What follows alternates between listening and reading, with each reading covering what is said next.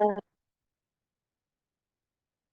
Planning and Zoning Commission, General Plan and Work Meeting of June 5th, 2024. It is, open the meeting at 5:30 on the dot. Ooh, congrats. Thank you, Darlene.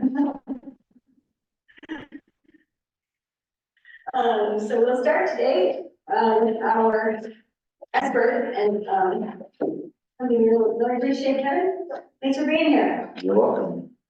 All right, how did you all do with your survey questions? You did all the survey questions. They all have your name up. She did them all. I created the folders. Sure. And, I put them in our SharePoint and, to help locate them for everybody. It's under Planning Commission 2024 General Plan. You can see there's a folder for the 31, for the ones you're a lead in. And then I think Val, I brought them late. My problem is I'm still thinking. I'm still thinking. Economics, so I read Kevin's, well, that's. Oh, you found the questionnaire. And yeah, so. Okay, good. Is it with you or with Crystal? It will go to me, all right, and Kent and Ron, I created like a questionnaire, and I put it in resources for all categories. Oh, okay. And I have hard copies. And it just asks, I'd like it by Friday, June 7th, and it's just, can you help us set up? Should it start at 2 p.m., those kind of logistical things. The only question not on here yet is.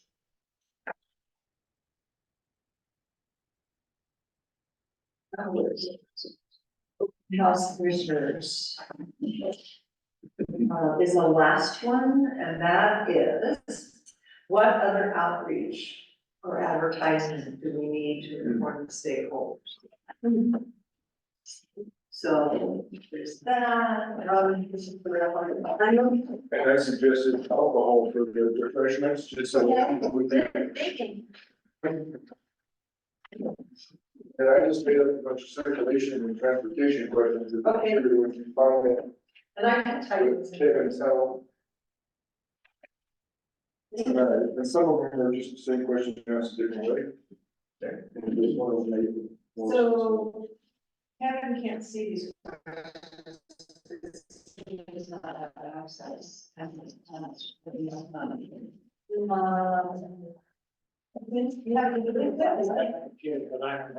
it. Go by, start it, sure to read it. Sure. Yeah, this will be easier. So my thought was, we're a pretty bisected town as far as circulation is considered. For sure. And there is no way to get from my neighborhood to this neighborhood to that neighborhood and to the neighborhood in the west or east of here. Just want to see how important that is to people. I know on the transportation study, when they asked questions, most everybody said they didn't want another road going into their neighborhood or going out, the one they have is enough, but. So I phrased it, if Highway 9 was closed, which an accident could do that, a fire, Right. you have a way to get out of town in your car.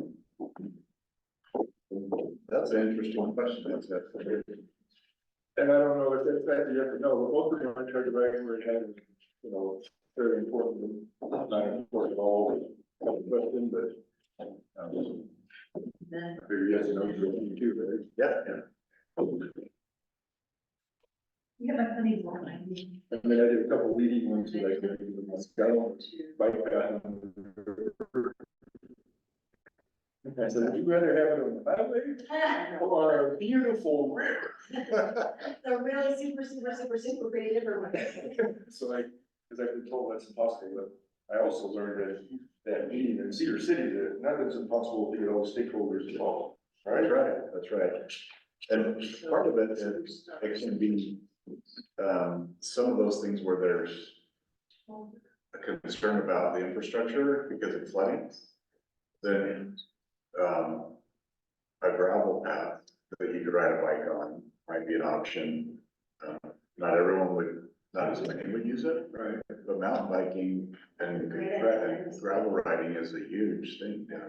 Yeah, I know that like parts of the St. George Trail, when they're washed out, it's not gravel, it's like DG, but it's highly compacted and it's just as easy to ride on as a paved surface. Oh, yeah. Yes. I rode on it the other day. Yeah.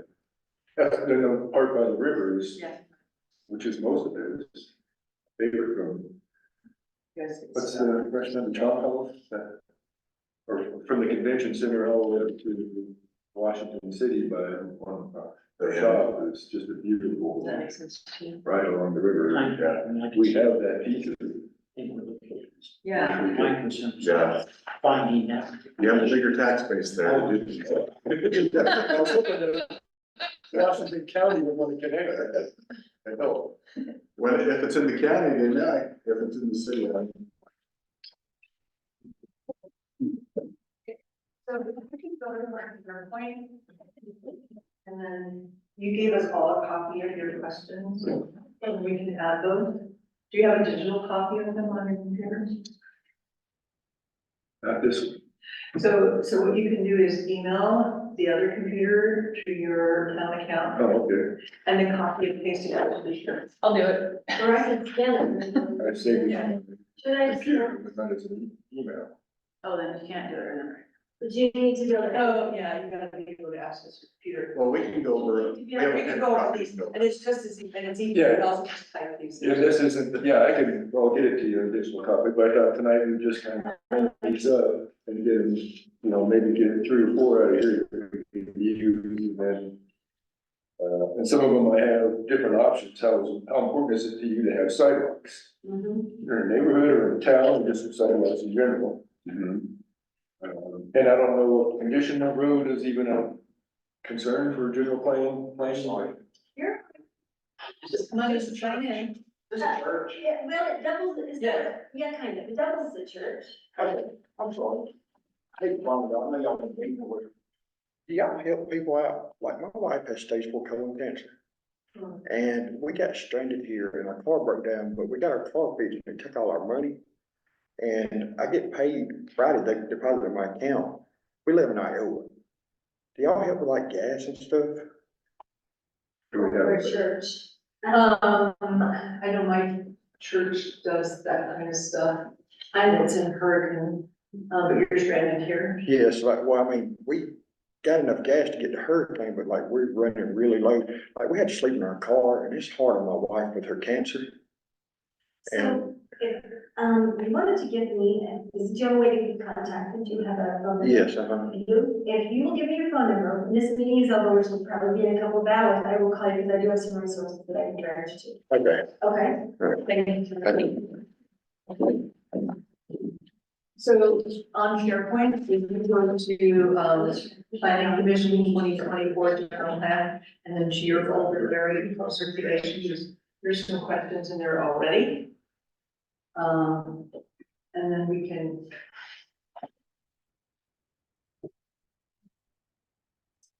Well, I will help you if you account. I might. I'm in, but this is not my. It's not SharePoint. It doesn't seem like, I used to have one of my tabs. It's like just, It's the generic. Yeah, which I can just buy. Okay, I'm in a shady place and I'll be done in about 2 hours. You give me a call, I'm gonna call Freddie. Check. This is going. About her back. Just sit back for a couple hours and I have some contacts. Yeah. Okay.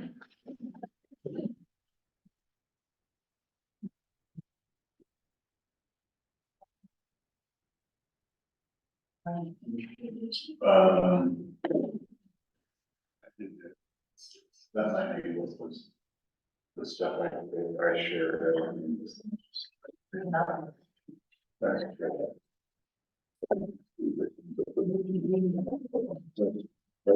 but it might be the SharePoint is, I have, make sure, so it didn't show up. Try that again, another. From one bit. Okay, so-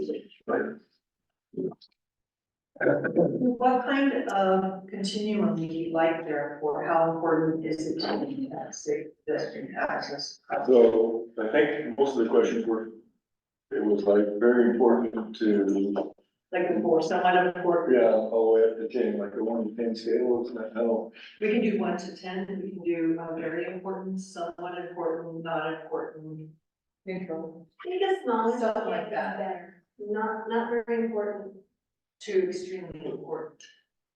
But the middle one would be somewhat important, then important, extremely important, not very important, not important. Also, you have the full spectrum Right. with neutral. Are you gonna do neutral, so you'll end up with the same variables, but, okay. I mean, But the one that was, that you gave us as an example, did you have like a 1 to 10 and 1 not It doesn't important? matter. I don't know. So it's kind of. Either way, it's- How do you do- Yeah, and, okay, so you want to scale though. yeah, most of these questions are scaled and some are yes or no's. Okay, And not all of them, some of them are almost the same question, just asked a little bit differently. So they're not too leading. okay. And we will have a bike pedestrian trail through town. Right, and it's along the highway, right? Yes. Yeah, so one of my questions is, which would you use more, about the pedestrian bike path on Highway I 99? like that first. Or an off-street path that meanders through town connecting facilities and neighborhoods? So for me personally, if the only option was to ride along the 9, I probably would take my bike down to the St. George's path and go right there. If I could So, meander through neighborhoods and go over bike bridges and check out the river, then I would actually use the trail instead of. my only comment, because I've been surveys before and we've had feedback about bias, is meander a neutral word? No, You know what I'm saying? right, Because to meander to me is, Well, what do you the think? meandering is a quality of the path, it either meanders Okay. or it's a straight line. Okay, So that's a transportation. term. Yeah, that's, so if you were using it to commute, you would want just a straight line along it. But if you were using it recreationally, you'd want to meander and go through the town. Right, park, you'd want to by the see. river and then up to the falls park and. So I would use that recreation, I wouldn't use the 9 probably recreation, and I wouldn't probably ride off the hill in my bike recreation, if my option was to ride back up on the highway. So, you know, it's a transportation bike path that gets you from Virgin to Springdale or Virgin to Laburton, or is it just one you use recreationally to ride through town? Come to City Hall, pay your water bill, or What if this question is, which kind of bike path would you use more? Gravel, mountain bike, or meandering through town, you have paved, give them like 3 options and then I wouldn't use any. Like, would that be an additional? would that can make it so you got a lot of information in one question or not? we could ask, we're gonna ask several questions, right? yeah, Yeah. However you want. I think, you can't, I mean, it just depends on how long the survey would be. And some people, if they're interested, they will. I guess the more we can get into each question, I think the, well, One of the things I ran across yeah. in one of the surveys I was reading on another town, and I have to look it up again, is would you like to be a part of a focus group? Yes or no? If yes, which topic would you like? Mhm. How often is that done? Is that It a? depends on the amount of time that you have, because if you're doing a lot of focus groups, then you're gonna be taking a lot more time to do your plan. So, and it also depends on how you, utilize the focus group, if it's just a one-time meeting, or if it's a multiple meeting, type of it.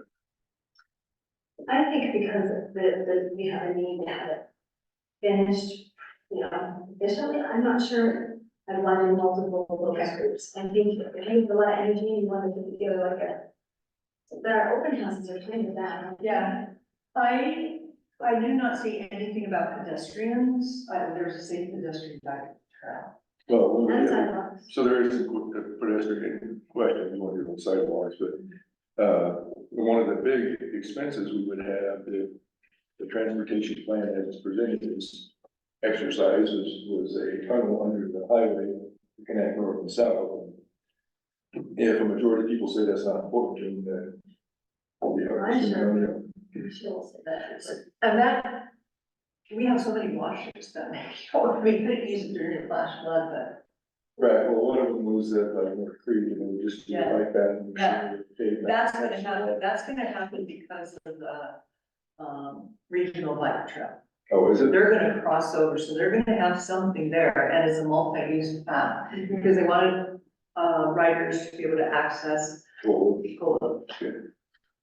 That might be the natural fix for that. And it may not be the county sense. Stop talking to me. Yeah, I mean, there are things that are in the works. Not a time frame, Tim, I don't think yet, but, or maybe a loose time frame.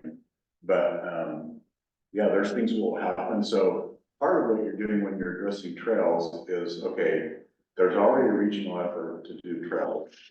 They're basically connecting all the communities in Washington County. Do we want to supplement that?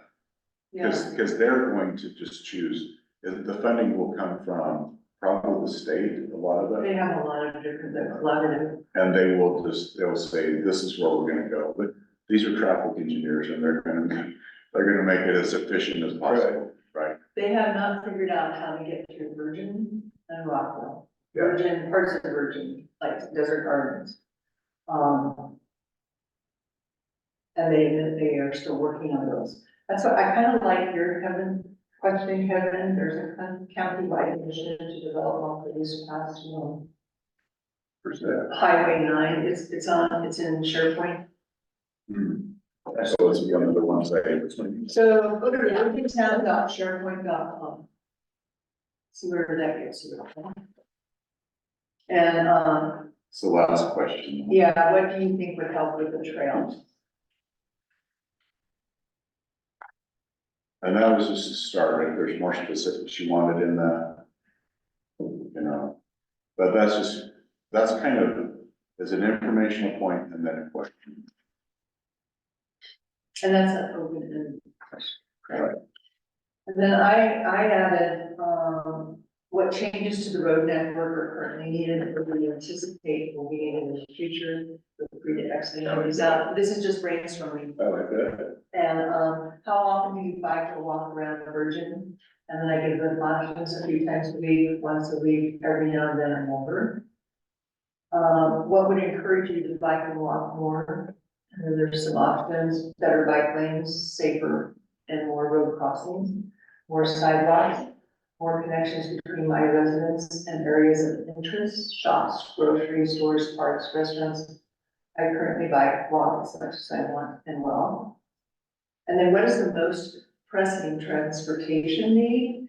Improve condition of the roadways, build or repair sidewalks, congestion, lack of mass transit options, bicycle access and safety. That one, I gleaned from another survey, so we probably tweet that if we're interested in that. And where would be the best location for a shuttle stop, which then I read our town newsletter, and it's looking like it's probably gonna be Bullitt Terrace.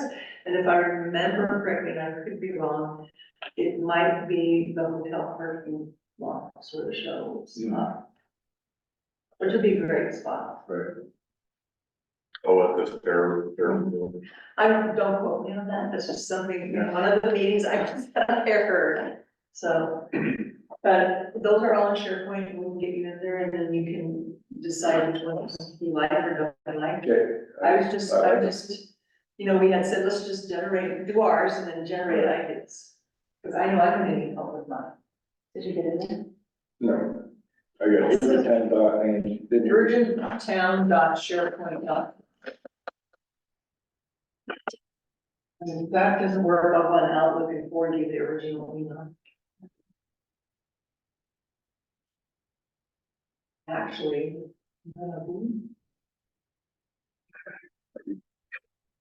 You can get it in your Outlook, right? No, because I don't know my email. Emma Gray. You didn't say her? I did. And this happened once before, where it totally blocked me out. Well, it does that, you have to update it. After so long a period of time, if you have not signed on to SharePoint, this I learned. And if there's a problem, just ask Crystal for the tech guy number, Yeah, and he'll help you. he got me in last time, Yeah. because it erased everything. So I'm very version. Version, Great. uh, I'll make sure I sign talks this. about this. Kind of have to. But I can type those in for you. What's that? I'll type these in for you. And then, once you get in, you can decide which ones you really like. Do you have a suggested number for each of our categories that we should choose from? I think we should ask. It depends on how important the topic is to you. Yeah. So if it's something that you talk about a lot of as a family, and you would like a lot of input, then I don't know that there's a limit, but I would ask at least 2 or 3 or more questions, Okay. right? I don't think we want to go way more than. I don't know, like 20 questions? No idea in this section. No, I would, you know, in a section, you could go 5 or 10 or 5, Yeah, yeah. I know, that's what I would say. You don't need, the more questions you ask, the more specific you're getting, and then you are complete. Yeah. Yeah. Okay? So I have a question about how do you ask a question, a non-leading question about safety, like, do you know there's any dangerous places on our road, you know, is there any safety? How issues safe do you feel in a virgin, on the roadways? on the roadways in Bergen? But if- Yeah, you don't have to, you can ask a plain question. Are there places in Virgin that are not safe? That's what I mean. Something like that, Yeah. and then just let them spell it out, but don't give them a list of places. That one, the intersection's really. I mean, you can do that in a conversation, people will talk to you, and you can glean stuff from that conversation, but No, I was. when you're just general. Do you feel there is roads that are unsafe? Yeah. Or roadways, do you feel the roads are unsafe? Or are there any safety issues with the road? They're gonna say, how safe are the Virgin's roads? Are there any safety issues? Do you feel there are any safety issues with the roads in Virgin? And they can, there's something now. All right, good enough. No, I mean, it depends on what you're trying to get at. So if there's been a repeated amount of input in the community meetings that this road is not safe, this road is not safe, you can ask questions specifically about those, because you have that input. You've heard it all repeatedly, right? Not just from the person, but you've heard it a number of times. So then it's fine to ask a question specifically about it. In fact, with something like that, you might say, something like, what do you think makes that location unsafe? Or what, or, I really like. And then. or what suggestions do you have to make that location more safe? So part of it is not just getting the input on, yeah, that's not a safe place, but it's also, What makes it? these are some ideas I have that would make it more safe. What do you think would make it more safe? That's a good question. Yeah. And those really aren't leading, that's just because it's already been identified as a issue. So if there are You should issues, say, you know, what do you call it, when you give them the access to the highway crossing lot. Intersections, we make, well, they have the intersections, are they? There's there. What do you think was the highway, intersecting with the highway standard? Intersect with it. Does the highway, left-hand turns are an issue, I'm sure, It's or like, straight across. Well, you know what I think will come up are those center lanes that are meant for turning. Just in the last week, I saw like at least 5 people use that to pass. Yeah, Mhm. And as Kent's wife experienced an almost fatal accident. And that was her. Except she was really. And I almost got nailed in the, when I left your house. or something turning off Clockerville, and they hesitated. Same thing. Yeah, they hesitated, and so then I went, and then a car was barreling down, and that car pulled almost in front of that, it was that, super scary. Yeah, it's an interesting, I just drove to full length before I came We're here. not talking about And you have 65-mile-an-hour speed limits in your town. Right? That, Yes, and that crazy, you know how often we talk to, and, Or not. yeah. And you know, there's a lot of people in our town who don't want us to slow it down. They are there are people who do don't not want slow to. down. Furious. Well, it will become a safety issue at some point. Well, and an economic issue, if we do get it. There are In lots the of state landscapes, there's a lot of people, most of them are local. They're commuting between jobs in and out of the canyon. They're local people who feel that they can make that pass because they know what's ahead of them. Most people traveling, tourists, they're more cautious, they're not gonna take chances, but it's local. Mhm. I've seen both. And everyone's gonna keep it Just not three out-of-state vehicles, they all had camping gear in the back, it's obviously they were running almost 60 on the 9 and over. So I think we need an express, like, we're gonna do a look now, tell me, you gotta give us a loop somewhere. You know what? They need to do the math and realize the difference between going 45 and 65 is maybe a minute by the time you get to 9. It's not gonna take you that much longer, But yeah, that's especially when you get to Rockville. And then 30. yes, Some communities you come to, will stop on highways. That's true. So do you have anything you'd like to add to the economic question here that we've done now?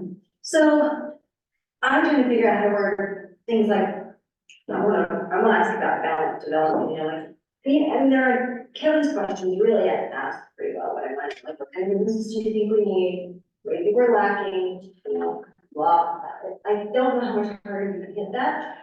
The question, what do you think? Some of them are gonna overlap, like land use.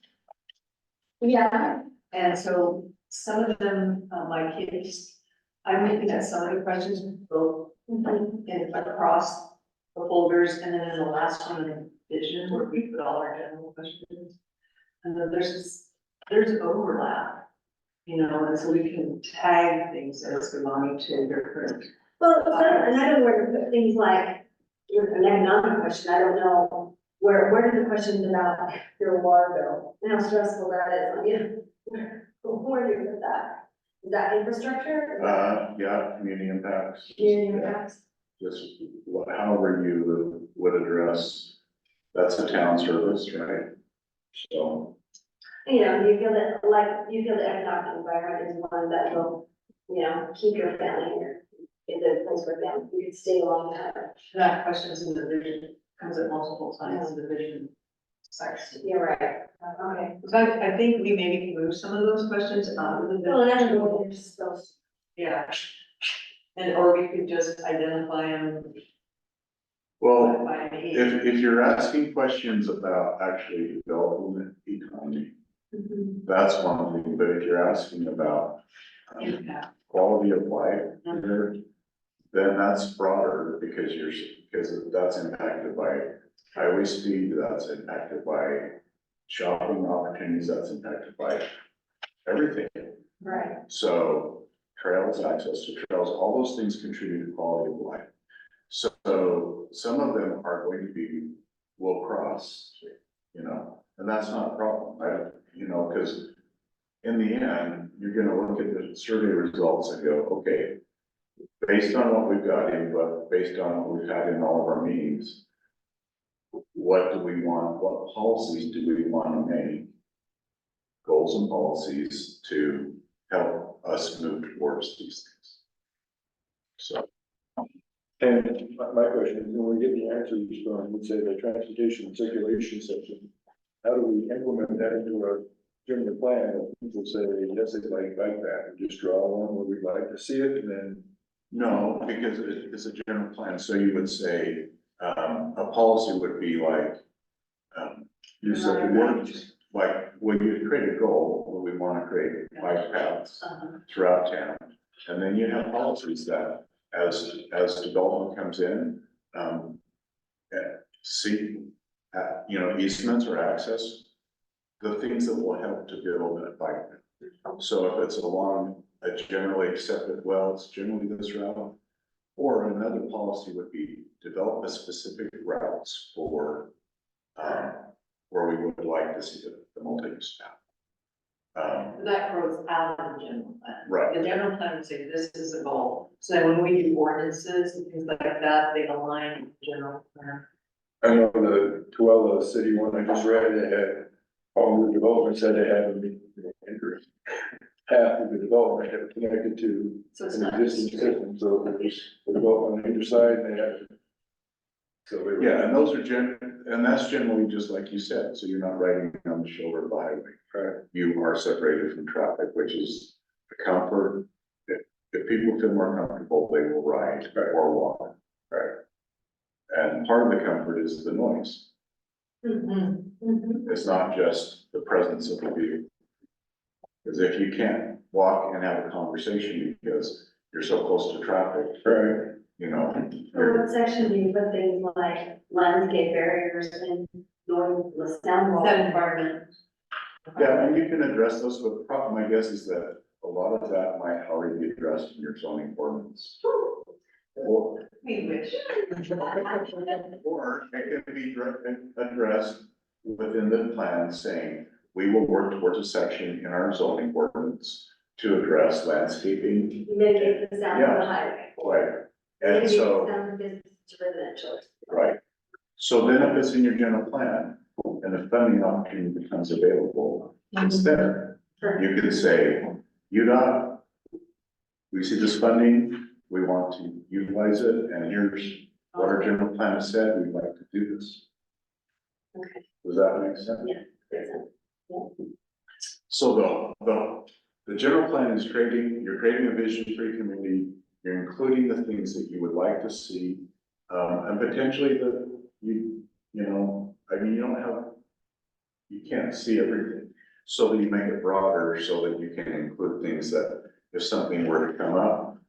I mean, every community has limited resources. If something comes up and there's a funding source or there's something else going on, then it's stated clearly in your plan.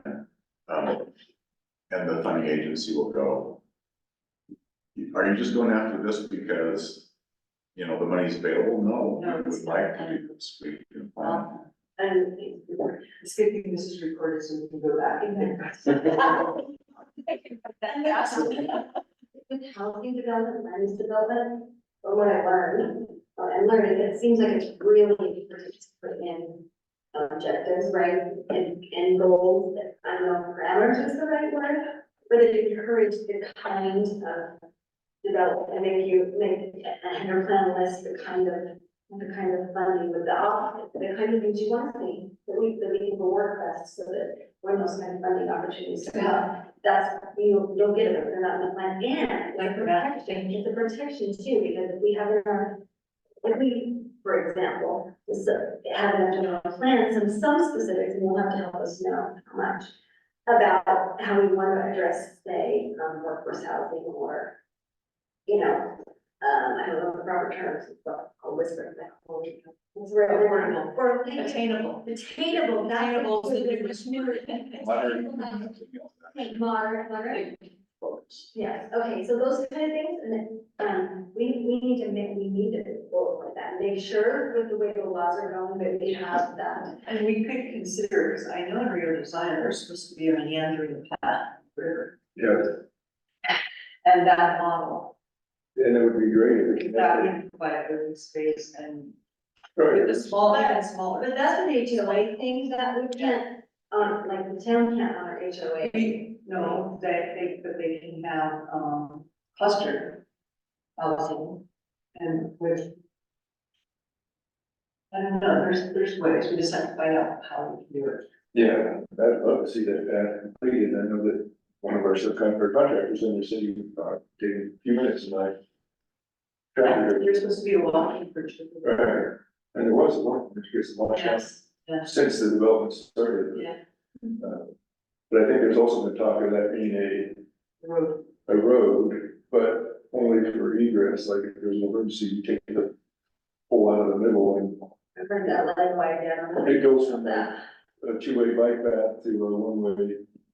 So let's Like, just run yeah, roads, that's this is a perfect. really big issue, so Yeah, we're similar. Not there's exactly. some really, this town has a lot of issues with having safety access, because it seems like there's only one way out, and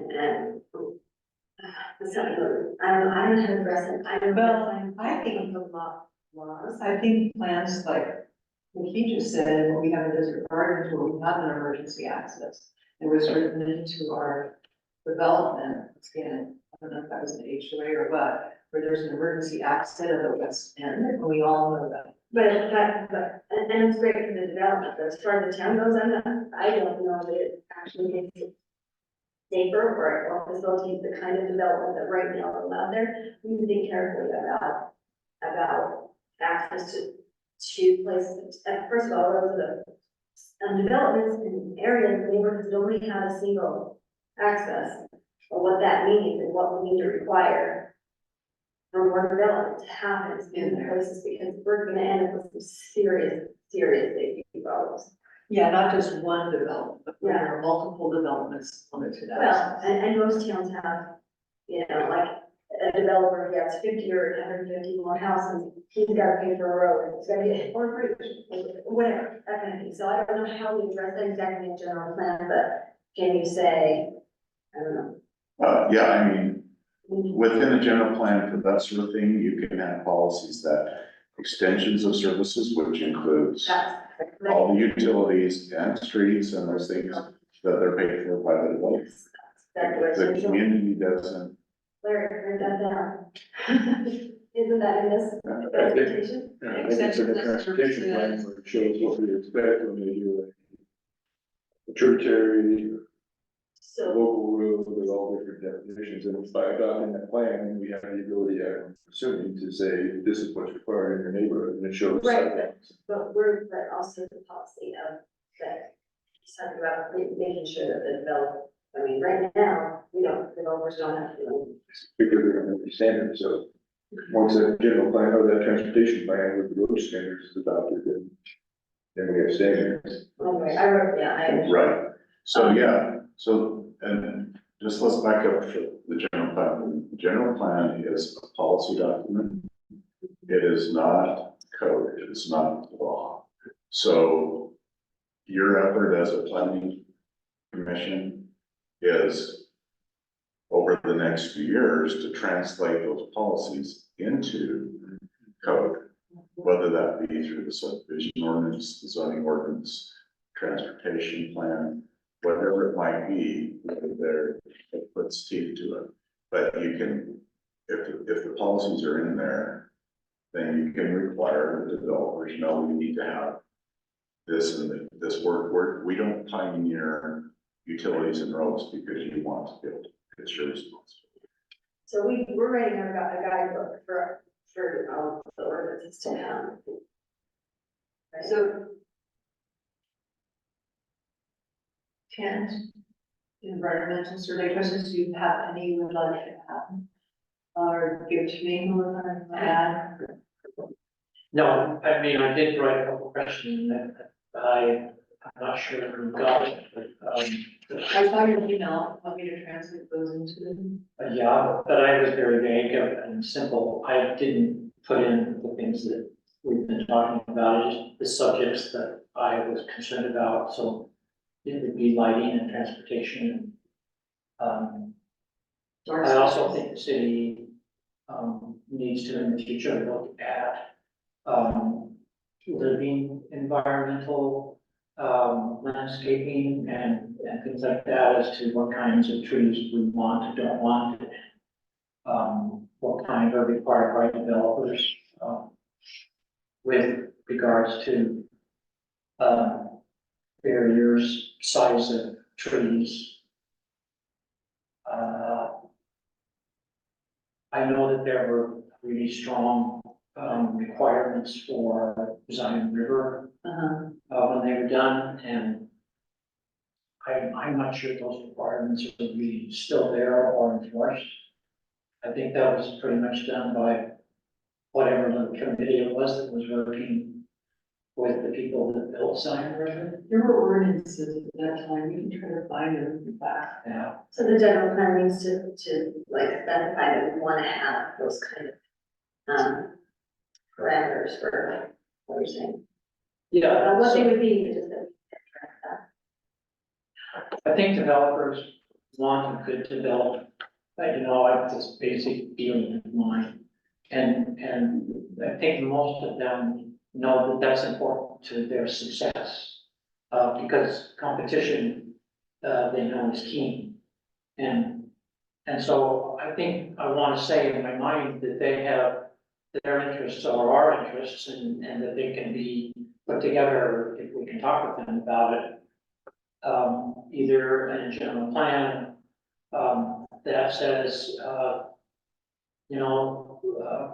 what our goals are with regards to, I mean, we have this little strip of block over here of Monco pines that are beautiful but struggling because they have an environmental problem that they have to deal with, which is high velocity, electrical lines that go through them that have to be cleared. And so I love the idea of trees that whoever had that idea, that put them there. I think it was a mayor once that wanted those trees. I think we lack that along, sections of SR 9. And that we can put that into ordinance where developers are required, not to put a 2-inch sapling, but to put a 3 to 6 inch tree that's going to really be different in a few years instead of in 10 or 20. So would parks also go under requirement? Did we ever decide that? Where would you put parks? I would put that under community facilities. And that's under the control of the. So is community services or facilities? Both facilities and services. And I would like to make sure when we do the environment that we are seeing the fact, we have some very poor soil for building in certain areas, and we also have some serious flooding. And that we need to keep those in mind as we make ordinance. Yeah, I really agree with that as an important thing down there, and that's a challenging thing on the road. It's unique how challenging it is for our community. All the communities in the canyon have flooding issues, but I'm not sure that, potentially we don't have, more, not necessarily more severe. We can learn not only from the communities, but from the park.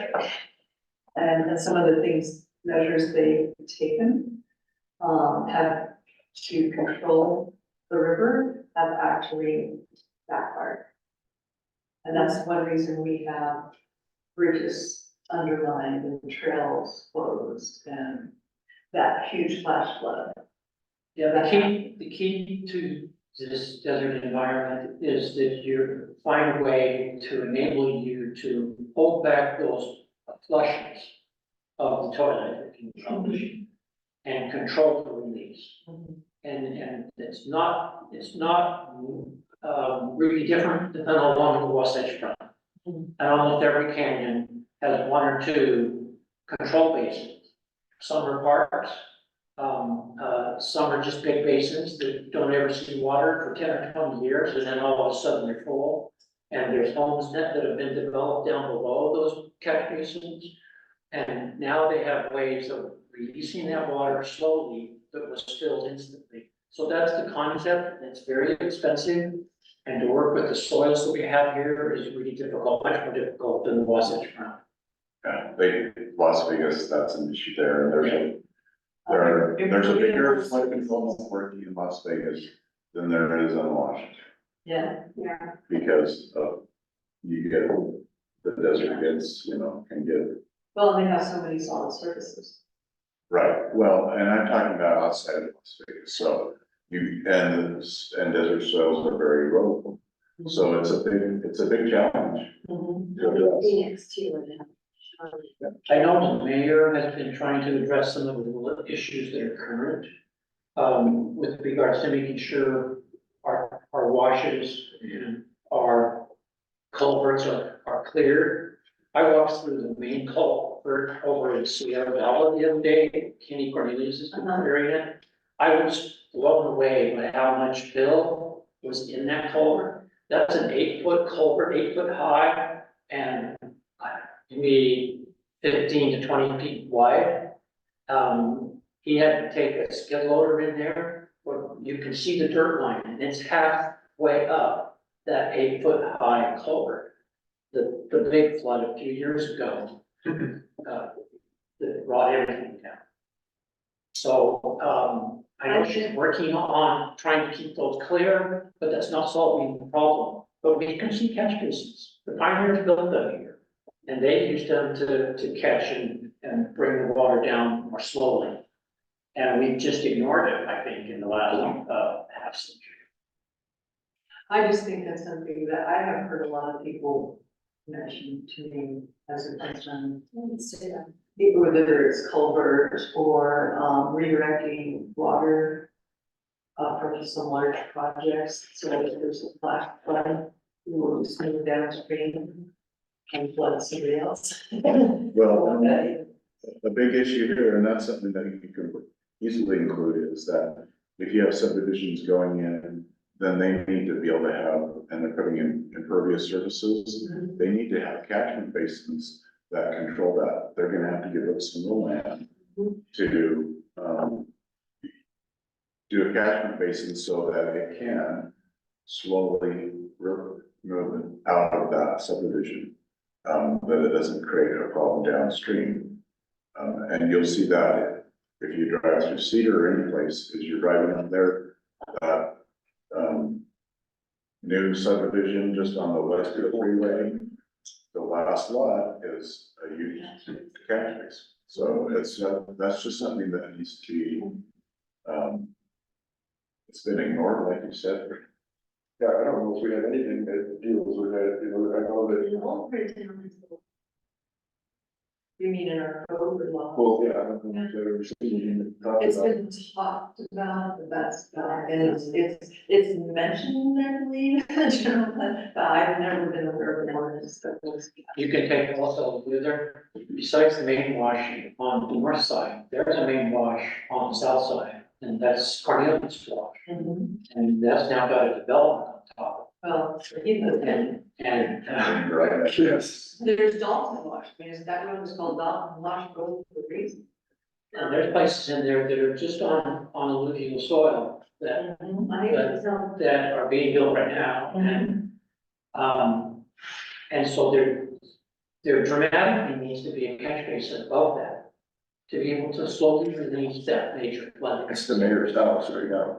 Yeah. That's the difference. I think it may be once in 100 years, but that once in 100 years can be devastating. Yeah, you took it down, when we had our property flooded for the first year, during the first year, this was just a little wash. And it washed out the driveway and across the road, Well, affected 3 different lot properties. and I saw a whole crowd next to me be washed away. And down, I'll tell you, you ain't seen nothing. Oh, yeah, I believe him. Holland County maps, clear back, show your neighborhood, big red X's over it, and geohazard zone. I've never developed here. So, are you aware if there's FEMA maps for you? Yep. Yes. Yeah. And is so there are parts of your community that require flood insurance?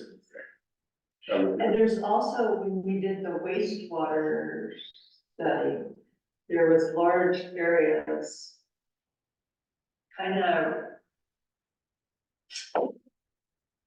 Cerebella, where you are, you know, that are like not good for building.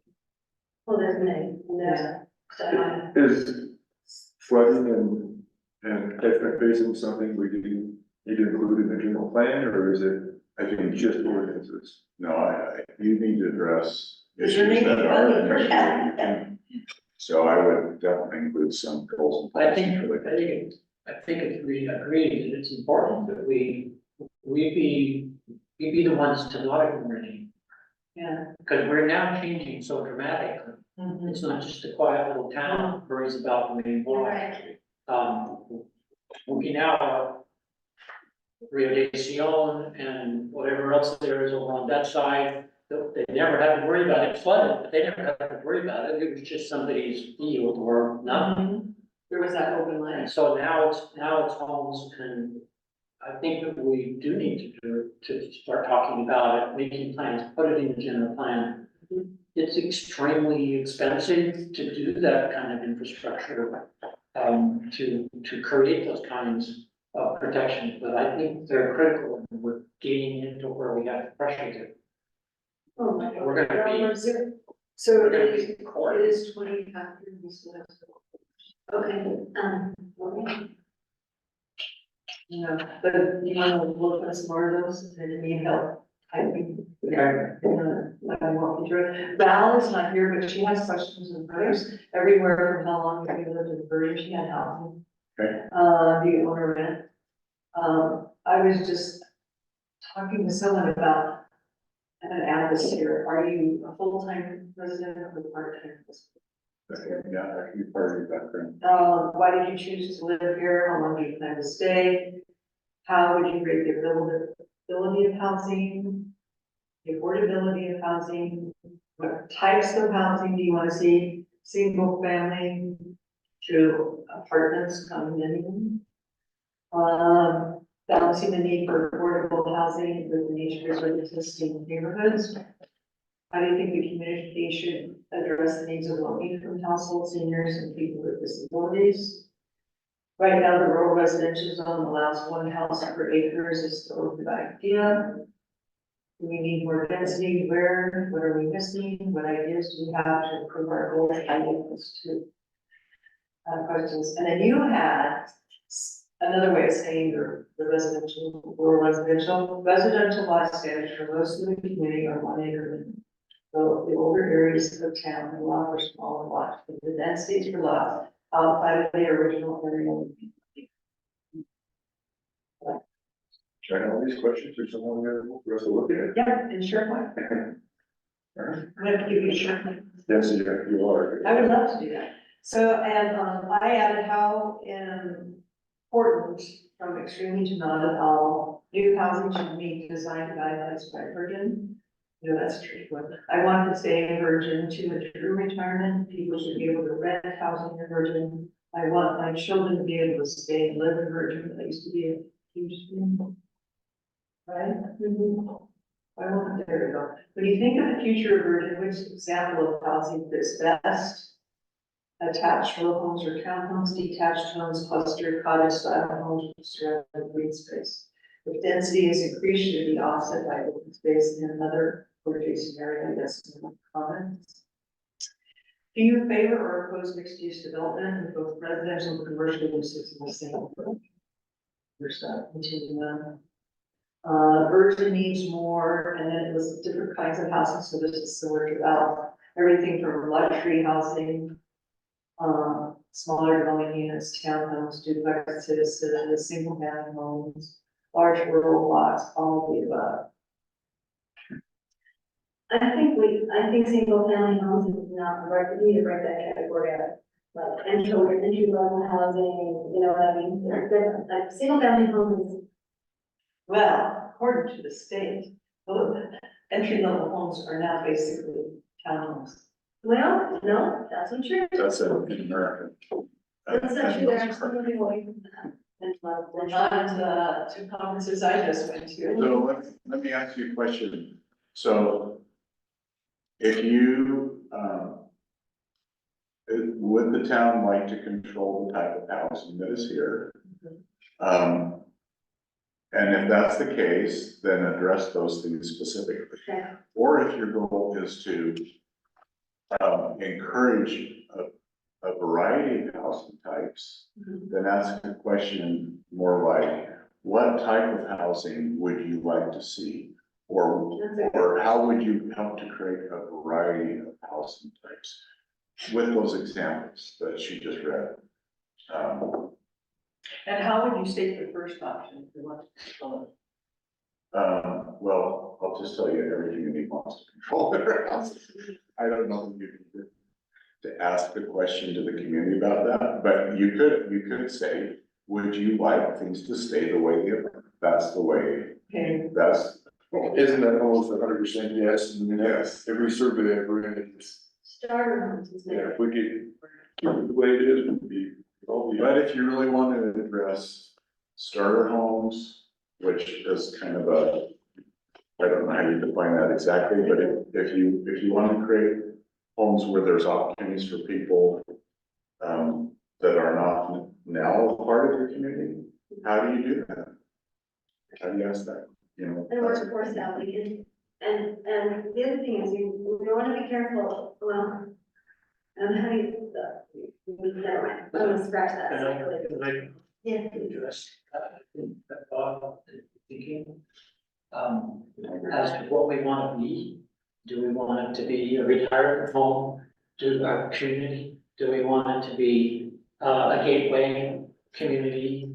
Do we want it to be diverse? Do we want to encourage all ages and incomes? Do we want it to be exclusive? We wanna encourage ownership on every level of housing, we wanna, And we were all at the APA meeting when the state, had that talk about this is what's needed. I think it was something like 30,000. 37. It's 30 to 53,000. Was It's that- like 37 to 53,000. so we want, Like here, Oh, that's the shortage. And how are we gonna get there? What was the number one way to get there? So first step, smaller houses. smaller houses on smaller properties. and I think talking about permanent, We have to decide if we want to encourage that and to what extent. And we have to look at probably that it's down the road until we get sewer. yeah, and septic, I don't think we have the option of encouraging. but small lots. encouraging permanent residency, having that as a component of something that our focus is on, then that guides the types, the ways that we address the needs. So, but there is a significant portion of our little town who, do not have the financial means for that. They're the lifeblood of a lot of businesses. Right, I'm talking about guides. right, and so, and one way to address that, rather than on this different routes, right? Like you can go to the apartment room, or you can go workforce housing, what do you call them? Live work unit, Live work units, things like that in commercial settings, rather than having our neighborhoods try to be more purged. Instead of thought, it's not. More permanent, and the reason why is because especially in a town where, well, only people that invest, people that aren't. Cost a lot less. So, My question, Kevin, when we're discussing this is, are we daydreaming, well, getting away with daydreaming, but are we being realistic? Some people would say, I think, for example, my wife would say, you're not going to be able to find affordable housing here. It's too expensive no matter what you do, and developers aren't going to be willing to come in and make less money on this piece of property. Because, you want to have affordable housing. so, And is that true? Are we in a period of time, maybe, that will maybe change? here, okay, I know you don't want the answer, please, I'm so excited about this. So one of the things the state is doing right now, the reason I'm like harping on getting in our plan, is they are creating several new funding options that are encouraging small homes and home ownership and making entry level housing available, and also they subsidize it, right? But not in our classic city. Not true. I don't think that's I true. don't think it is, we'll have to investigate. Who's developing this? Where you were in that last question thing, right? I don't think that's it. If there's something, we'll talk about that. No, I think I went to another advice. well, so we'll talk about that, but there are a lot of options. But what we want to do is make sure that we have in our plan that those are our goals, because that we have to have it in there to get to access that funding, to have a better shot. So let me just say that the housing is a moving target. Every Yes. year, the legislature tries to do things. One of the things, one of the incentives that they're working on, and I kind of started ignoring that after a while, because I was busy with other things, but, was providing funding to developers for infrastructure. Providing funding mechanisms. One of those that I think did pass was that a developer can now, do an SID basically on their property and pass that along to the home buyers. An SID, Special improvement district, so that provides the funding for water, sewer, all those things, all the infrastructure they need to put in. That can help motivate the developer to come in and develop those types of things, but it's tied to lot size, it's tied to those. So they're working in that direction. I don't know, but it's kind of, at this point, it's a wait and see. Will developers respond? You can offer carrots, but are they gonna really respond? So is SID just a bond that pays for the improvements and then it's added to their property taxes when they buy? Or is this a subsidized program from the state? Well, part of it would be, through grants, that would help reduce the cost, but part of it would be funded through the SID where, it would be added to your house payment or to whatever. You would have this amount you would have to pay off on that property over a certain period of time. So normally an SID is a 10 to 15-year period. Like if you wanted to do sidewalks in the whole community, you could create an SID that you would charge everyone a certain amount of dollars for every linear foot of sidewalk, and you develop sidewalk. To get that passed would not be possible, but I'm just saying that's one thing that you could do. And I know that I've worked in neighborhoods that had that where they actually had a different tax base than the guy who lived across the street on their property tax. So the sales prices look very low and look very intriguing, but their property tax, I mean, you're still paying for it as a buyer, unless it's subsidized by somebody, the buyer's still paying for it. So for our June 20th meeting, I'm sad two of us can't get into our SharePoint. I found sort of Ivan's report, in 2022 and their survey, and I thought some of their banner topics and other questions yet, because we just want to just get ideas from the community. Would be great, like what types of development should Virgin encourage? And have that as a header on a piece of post. And then there's all kinds of this. We could pick out 10 to 15 of these for our open house. And that document is under other resources. And seriously, if anybody gets locked out in the tech guy can get you back in. Crystal will, is it Crystal? Give me, yeah, the tech guy, he's lovely and very responsive. I answered the phone. Oh, yeah. He had to call me back, but he apologized profusely. So I would highly encourage, if you're having trouble with SharePoint, that you contact him, because he really helped me out. And then this particular document, I can email everybody. Town email, okay, do you have this, your town email? do I have access to that? Your town email, Yes, and you do. How long are we spending building? I think so. Without talking. You have an IT department too? I bet if we can get into SharePoint and we can come up with questions, then by our next meeting, we should be whittling down to the ones we want. Okay. So that brings up a question. So you have the open house for June 20th, right? That's in, And Do surveys go out first or see, that's what I think we need. no? Not under her name, it's not possible to watch. well, you need to ask questions at your open house. You're not just saying, That's what I'm you saying. know. So I think we need to have the questions finished. Can we finish them before then? Yeah, be perfect. Perfect, seeing you. Because I think we should, or we should move that. I think it's silly not to have. Well, it's been published, the town news, Well, then we better, maybe we should just. so, well, They're going, who's gonna do it? Okay, yeah. you don't think if we had broad questions You could, but I don't know how many, you know, my That's what we did assumption last- was that we were working towards questions that you're gonna be asking through the survey. Which would start with the open house. So, and maybe I misunderstood. No, that's what we talked about. So, there's a lot of work to do to get, I probably couldn't do that by June 20th, because I have some serious commitments that I can't get around and require travel next week. And next week is the 12th, and then that's. So what are the steps, and I'm not telling you to do it, I'm just asking my, an idea of a time, what do you feel like? So what needs to be done to get the questions to be ready, like, tell me what? I mean, There's Val here as well, because we were kind of charged, so.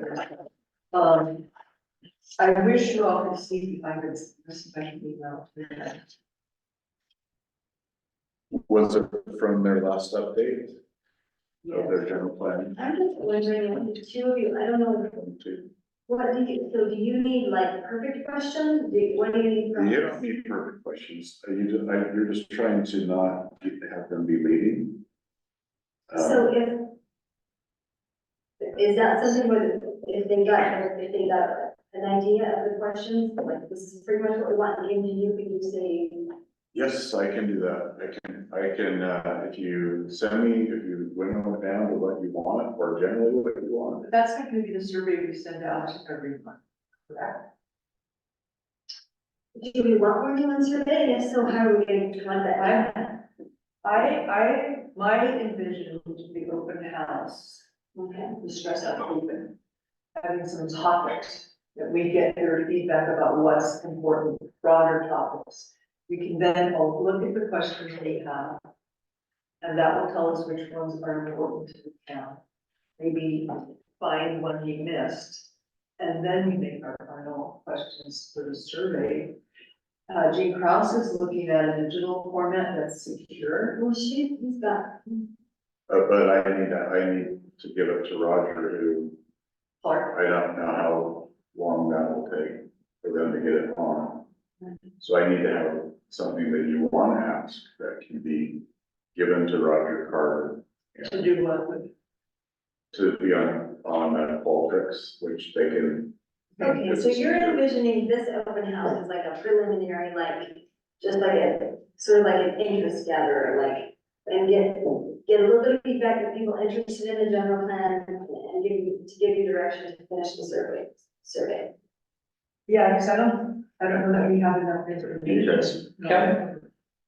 Kevin When do, is here to kind of guide us through this, he's done it so many times. so, but I think we need a deadline for an actual survey to be finished. I agree. What, are you just looking for the questions on each subject, and then do you develop, what do you develop for the people who come to the open house? Places for them to write, or we send out a flyer for them to fill out? Most a questionnaire? Most communities will do their survey at the open house. Yeah. Because it's a big undertaking. And do you create the survey, Um, or do we create the survey? He digitized. for most communities, I have just provided them the document, they provided about input on how they wanted it, so however you want. So we need to get It's up to everything you. together, hand it to him. We need to have it done, hand it to him, that he's gonna have it. And then, because you have an ongoing dialogue because you meet regularly and people are invited to be here at your local meetings. And you can say, if you're interested, please be at the local meeting. It's not a community forum, but they can be here and listen. And if you're comfortable, you can ask them to, they're not providing public testimony, it's one person and their opinion, but they're providing some input on what's going on. So that's the way it's been done, just for time's sake in most communities. Well, that's what I'm wondering, is because the way it seems like we might, we've got like 5 months of surveying here, it kind of seems like, and I think I don't know if do you want to do that? You need to have your surveying done at least probably 6 months before this You plan. hope to finalize your. Okay. So what do you think, Darlene? I know we have Donna Bell to talk to about this. Oh, we just don't have her input. No. I don't know if I have the time or bandwidth, if I can, Okay. but I don't know that we have to have it over time. If you, I think we're. I'll offer this, if you would like to send that document to me, I'd be happy to, you know, do whatever, send it back out to you and say, is this what you want? And so that, and, you know, it will be numbered. You can say, we don't want this, we don't want that. Yes, we do want number 10, no, we don't want. So you can go through it in a round fashion, but it would require that you do it via email or phone calls because Right. the 20th is pretty soon. And at the open houses, I've been to a couple on several topics like the transportation open houses, but they had a board with They weren't specific. a topic, and then usually somebody's standing next to that board, so as you're walking around the room, one would be housing, and you could answer or ask questions Yeah. specifically about housing to that person standing next to the board, and then if it was transportation, you can ask that person, and there might be a couple of questions on there, or map, or Yeah, is that typically what yeah, I a mean, plan meeting would look like? so if you wanted to all focus on your topic, you could have some materials there, you can just have a conversation. Where there's some displays, I brought a few things in it, and I know we've gone over time, That's different than a survey. but, well, yeah, it is different, but it includes the survey. So just to give you an example of some of the things that are available. And I haven't developed the transportation, but I can develop whatever is available as far as rights of way and that sort of thing, if I can find information. And this is just information. So this is just something that would be up, so the light blue is state trust lands, the yellow is BLM lands, the rest is private lands, and it's shown within the boundaries. So one of the topics, I don't know if you heard, AK, Yeah. State trust lands Yeah. are used to develop revenue for school children and institutions. Part of what's going on in Ivans is they're utilizing some trust land to do workforce housing. So they have some trust lands within or adjacent to their community. And they are working with SITLA, which is State Institutional Trust Lands, to develop part of that so that people can lease the property, build a home, the people that own the home, they would lease the property from, I don't know if it's through SITLA or through the city, but they would lease the property on long term. And so they're paying for, and they own the home and the infrastructure, but they are very minimal cost for the land, which right now is a big part of development. I thought they had to, even city of towns, there's a big thing about the lawsuit, and now they had to charge fair market price for certain land, instead. Oh, that's a separate thing, because, yeah, I mean, there's civil land that's being sold.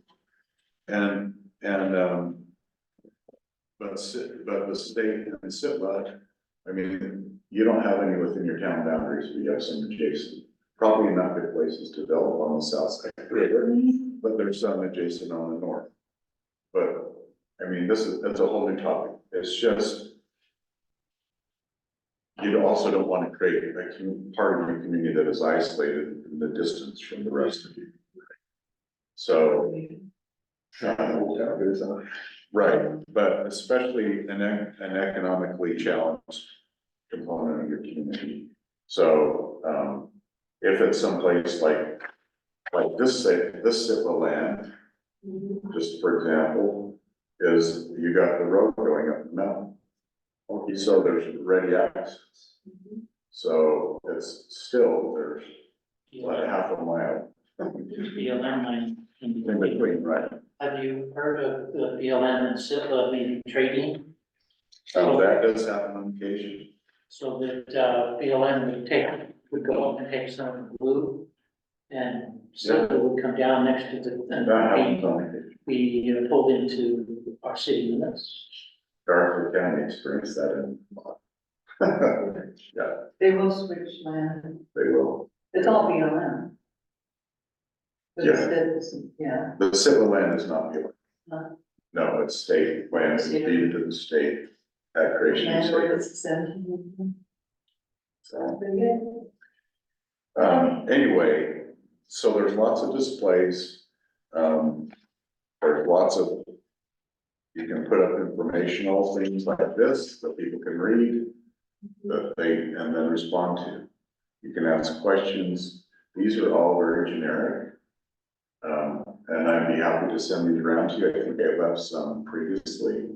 There's some other ones there's an active transportation one, which is trails and pathways. So there's a number of these that are informational, but people can respond and write input. Yeah, yes. And you don't think that input should impact what the questionnaire is. It certainly, you're hoping to get a lot of input. You're gonna lose steam over it. So the longer you go, the less people will be involved. Well, the last time we did this, we had like 4 or 5. We were all well attended. Okay, that's fine. I'm not telling you what to do. This has been my experience, so. I can see what he's saying, and I wasn't here when those were done. Well, I think. But I can see losing interest coming to one open house, seeing the placards, talking to people, giving my comments about what's important to me and what's not. And then being able to maintain that interest and to come to other meetings. But I'm gonna have a hard time. Well, but the survey, we have discussed being mailed out. And then perhaps a digital version. I think the mail out survey would be, in my opinion, a must. So Darlene, are you thinking? And that's not gonna happen between. Right, so do you feel like you have another, to say, do 3 questions or 2 questions that you can ask at the open house with visual on the most important topics, or something like? Well, that, yes, for a final survey. Yeah, so what I'm asking is, can you make this a preliminary open house that you feel like is useful? With just gather the information, and then if we have a goal, so we can keep it on our schedule. But then we have a goal to have the survey finished and all the information together by a certain time. And we're all, that we have to help you. I would appreciate if everyone also looked at what I just emailed it. Okay. It doesn't have to be a second because we're already in our meeting. Yeah. Okay, and he needs to go now, so what do you think? What's a reasonable, I mean, based on how long this usually takes, when do we need to have this done? We can have it done today probably, but. Well, questions to ask at the open house. So I think we're just gonna let, we're gonna have some preliminary questions, and it sounds like we're Yeah, really. that's, I'm so sorry. Val and Janine can handle that, but, and then, so, right?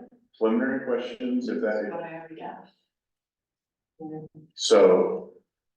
Am I, So I would say you would need to do, right? right, so then I don't all I would need is, if you have ideas of what you want to use for displays at the open house, please let me know and I'll get some stuff out. When would you like things supposed to be? Let me look at the calendar. Yeah, So I'm drawing a blank on what I would do on transportation. As And you can just say, a map is always a good talking point. So just put up a map of the city and have people tell me what they figure or think is the unsafe areas and where they'd like to see connectors and. so we have the stuff that we just adopted. Do you have a transportation plan that is? Yes. So- Yeah. Yeah, and we can create, my limitation is I can do 11 by 17. If you have a way to print larger, We have permission to use. Yeah, another 24 by 30. so I can create them as, PDFs. PDFs and that would be ready for, There's something in here. what is it? What size, 20 by 24? 20, I can't remember, it's 22 by 34 or 24 by 36.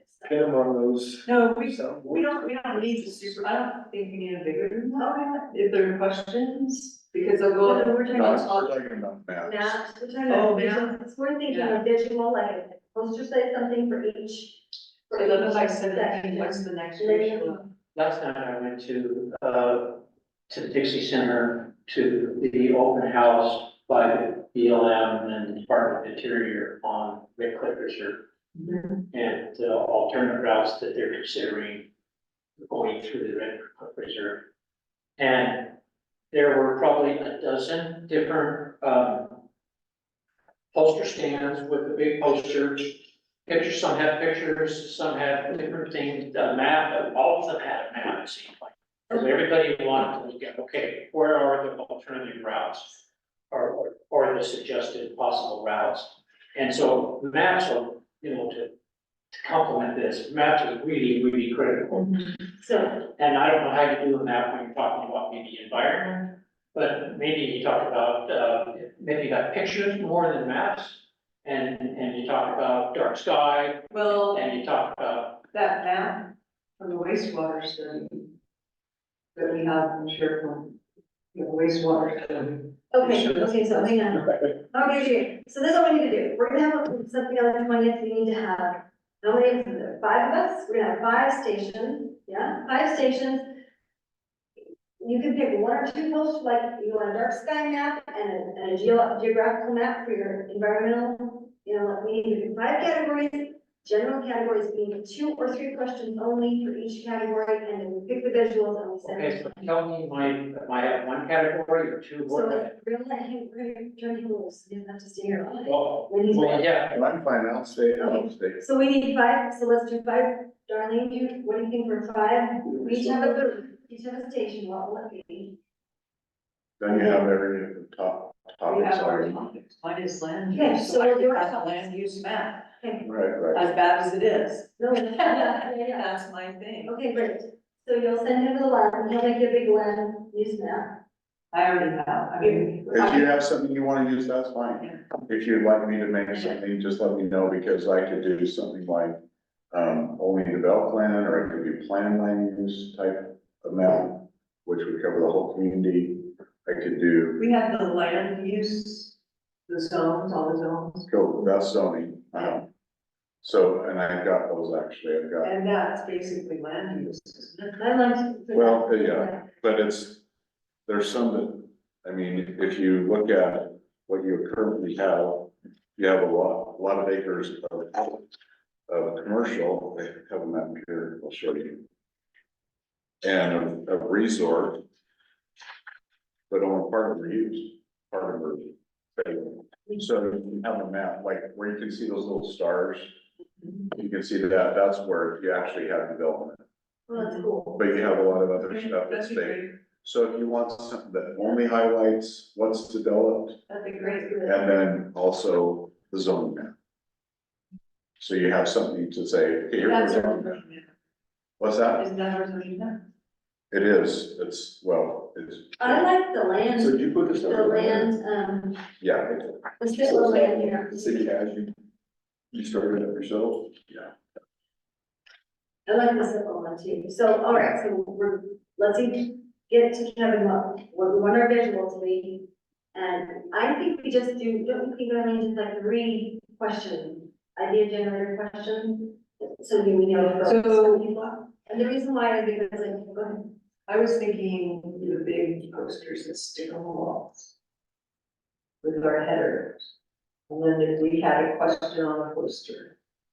And people would smooth their ways. I also, Are you thinking that those would be blank, people could write on? correct, Okay. I was also thinking that for longer comments, each of those should have a number. And with these, I don't know, quarter sheet of paper with the same number on it to allow for comments, that could then be dropped. into a Or we can comment. have a little box in each section. Or just one spot, doesn't matter. What's about, because they had numbers, easy to categorize. my box. All you need is one box. Yeah. So, all right, Because then we have comments on different numbers and then they just start at once. okay, so are we, so that, do we have a plan for the, So with the other meetings I have coming up, I need stuff from you by the 10th or 11th. So I'll print my own. that's fine. And like I I said, have no, is there I have Tuesday, no the concern. 11th? I won't be around at that time. So, If there's maps you'd like me to work on, those. I'll shoot, we'll. So anyone that has Sure. marked. Stay for things out. And then I'll create my Okay, legal size paper would be fine. and are you going to be finding, as a community, you're finding the big post-its that you Yeah. put on the wall?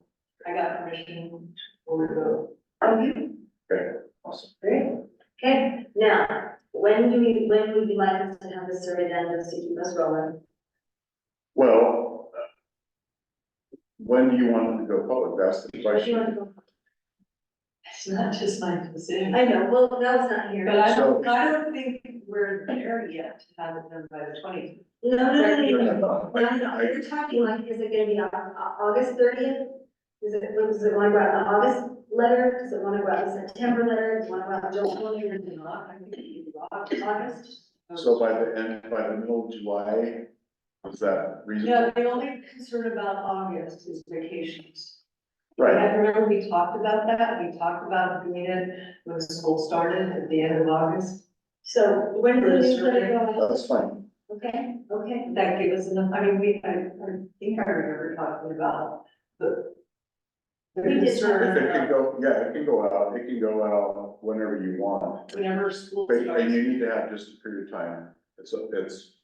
It's available from this date to this date, and then after that date, you just gotta say, hey. I just think. Appreciate your input, but we Two have to move on. week window, that's. Well, however long you want. Okay. Yeah, What So are most we can places put it do? out.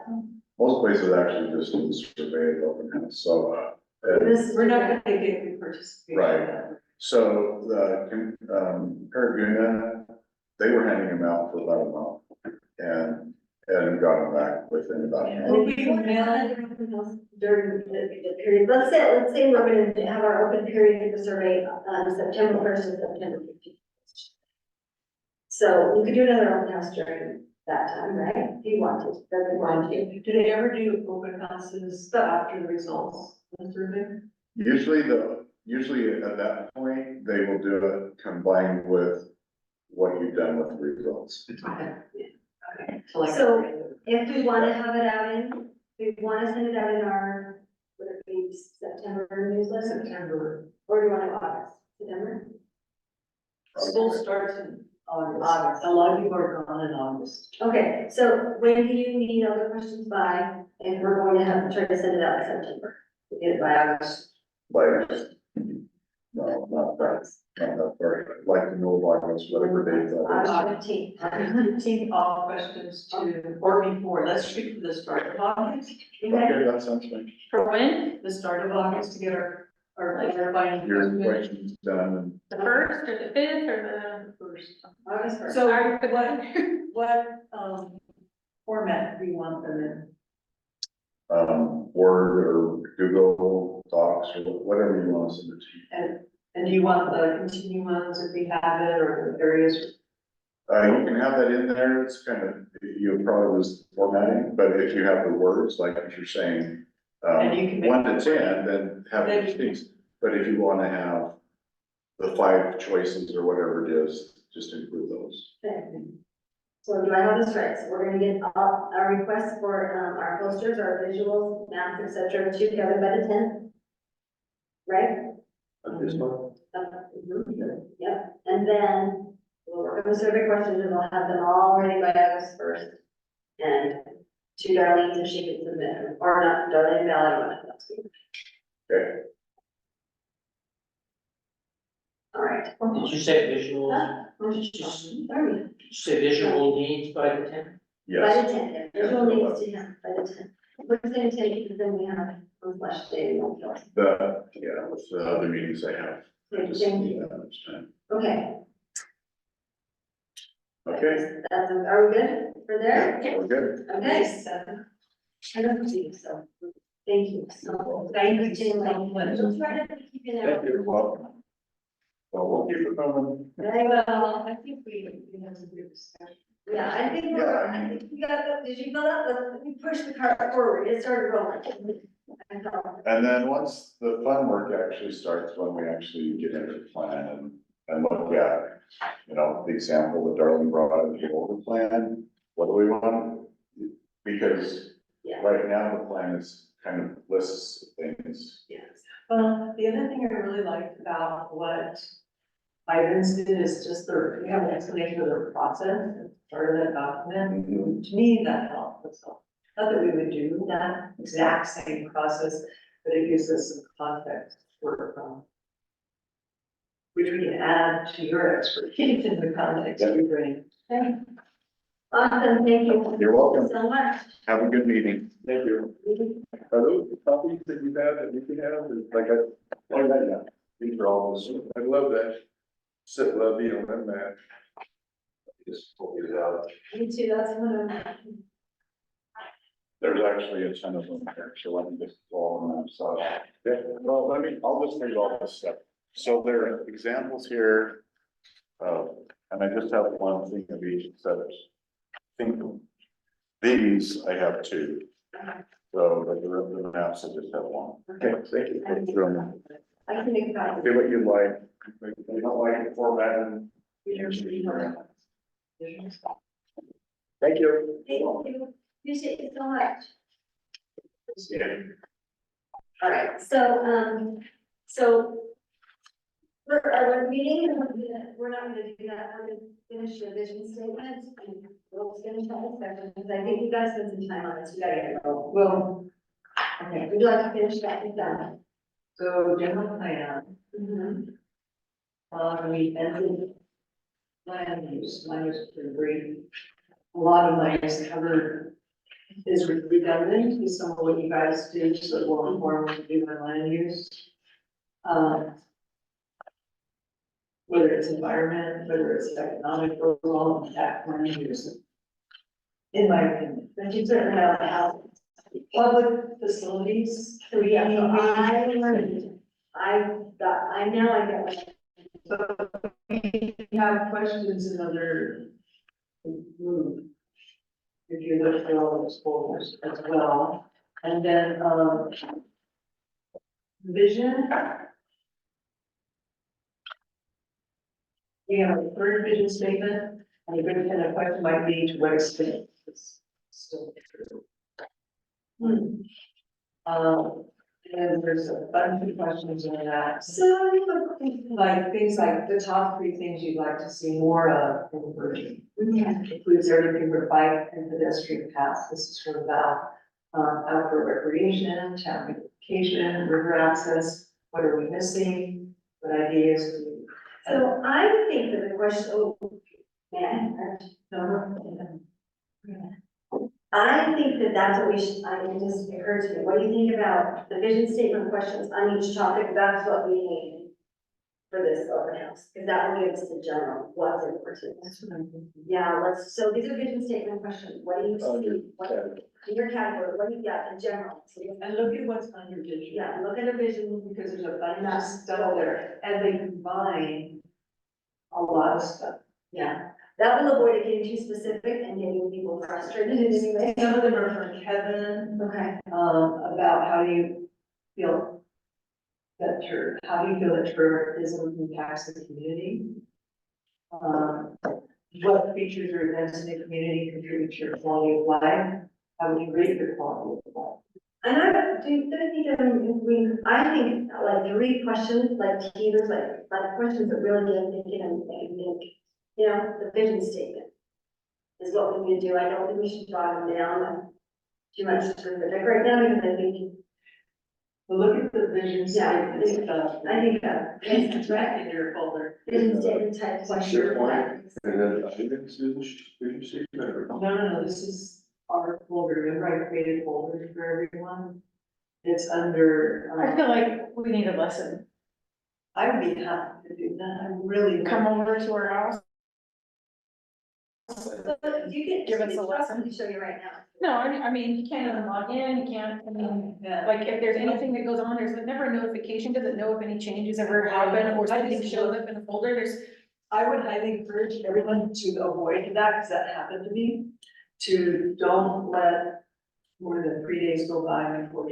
Yeah, I think Checking in the SharePoint. Well, things that's change all the time. possible for us, so I'm not home a Um, lot. I mean, 3 days gone, there's no deal. I mean, I'm lucky if I can get on there for the 6 hours before the meeting. Yeah, yeah, Not- so, but not 3 days. if there, well, someone can show you. Yeah. So, oh, and I will, I'll come, if Darlene wants to, you can do so. I can do it. I mean, it's more than happy to. Okay. All right. Well, go ahead and finish what you're. Well, it doesn't work, it won't mean anything unless you're in it, so first you gotta get your password. Right, so I'll go back and, You can see yours though, for sure. But it's still, don't forget it. Yeah. Cause I would forget it. So what I did is, when you go into SharePoint, the very beginning. So what I've done, okay, is, once I got in SharePoint. Just a doc. I pasted the link, I put the password, and then I just saved that doc on my desktop. So That's to get into SharePoint? Yep. But I believe that on his computer, he actually has it here. I did, so I'm gonna. Oh, you know, try this. Because he needs the password to get into Microsoft right now. To get into his email Yeah. and to get into his. So, and now that I have another one for Outlook. Right, yeah, he's got files like that, but he's not able to get into Microsoft login right now. On his phone, but not on that little computer. It's on his computer at home probably. Let's do that another, time, Yeah. Yes, because we got stuff. yes. Just let me know when there Okay. are things and dates. Friday, Saturday. All right, so, what else did you So we need to start our work meeting. do? No, yeah, I was talking about general plan. Oh, yeah, I'm just looking at you. Okay. Okay, good. Okay, so, for this, for our work meeting, let's start back. So let's talk about, our schedule first. And the proposed schedule for June, July, and August. We have a little more information on that now. So, we have our public hearing next week. And the way that the posting ended up going on, there are only one item that was validly posted, and that is the mayor's ordinance. The other two items, chapter 60 and chapter 3, will have to be put on another public hearing. Also, we should. So it'll be short. Well, no, we can't take it off the public hearing, but we will have to have another public hearing for those, because of the way they were posted. So, what I want to know is a couple of things. I want to know how you guys feel about having, a public hearing. The thing that the open house, the last There's, 30 minutes. there is a problem. Do you have my calendars like that? Which part? On the part that is upcoming meetings. I wanted to actually spoke. Okay. Well, originally it was 21st, right? I mean, to the. No, it's the 20th, it's always. Because we had talked about a weekend day. So Thursday, the 20th, because I'm, yeah. But the time of that. It is 3:15 to 7:30. Right, so there's no reason we can have the signs up and have a public hearing too, right? We can have our signs up. Can we start at 3 and go until 6:30 and then have a public hearing at 6:30? What is starting at 3 or what? This is the open house. The open house is listed here at 3:15 to 7:30. It's so that people can come, like you said, if you have a dinner time, a lot of people aren't gonna come. If you have it open a wide range of time, and people aren't gonna be here from 3 to 7, they're gonna come in, ask their questions and leave, and we So may I'll say. cover you, we don't get to work, I'll cover your environment. No, I wasn't thinking about that. I was thinking about, it doesn't seem like open houses were, how many hours? I'm in long, but that's what we decided last time, that was what was decided, so that's why we're sticking. I know, it's long, but what I'm saying is. I don't know that we have. I mean, You know, we- I'm coming in late and I apologize for that. And we should have seen, Yeah, and we can. and we'd also have to make sure we leave ourselves. Sure. I don't know your view, that could be my contribution, so, we should have food. Okay, so what I wanna know is if you guys would be willing to have a public hearing, on that night too, do it at 6:30, are you willing? The reason, The night we're going to have the, yeah, so we don't have to have an extra meeting. okay, stop. How long is the open house? 3:15 to 7:30. Right. So we've got 4 hours? Okay, I would, and then we're supposed to have No. a public hearing? At 6:30, we're gonna put it in the middle, we're gonna keep our signs up, we're gonna dual purpose, we're gonna multitask possibly. That's what I'm bringing up so much. I would prefer to do it the following week, public hearing. I think I'm pretty sure I'll be involved in the setup of that. Okay. And then the takedown of that. And let's get bandwidth to prepare for. There will be no work meeting, like I was prepared for next week's public hearing. On both ordinances, but not the 60. I really wanted to bring up the sign ordinance back, because that's ready to go. I made all the changes that we discussed, Larry. So you'll have to ask these guys if they have another day of the month to spend in June. Because let me finish my thoughts here, because I would like to not have a meeting on July 3rd. Correct. I would like to have no meeting, that it's a holiday, I have to be singing at a concert, and the town has a celebration, so So I I would not have a we word. would not have any meeting there, we only, in July, we would only have a July 10th meeting. And then no Kevin meeting. Yeah, no Kevin. meeting. Then I did email and really give them a heads up. No, what meeting? The third. general plan meeting. Oh, I'm So sorry. July, we're thinking we'll only have a meeting on the 10th, and that will be our regular meeting, there will be no public hearing in July.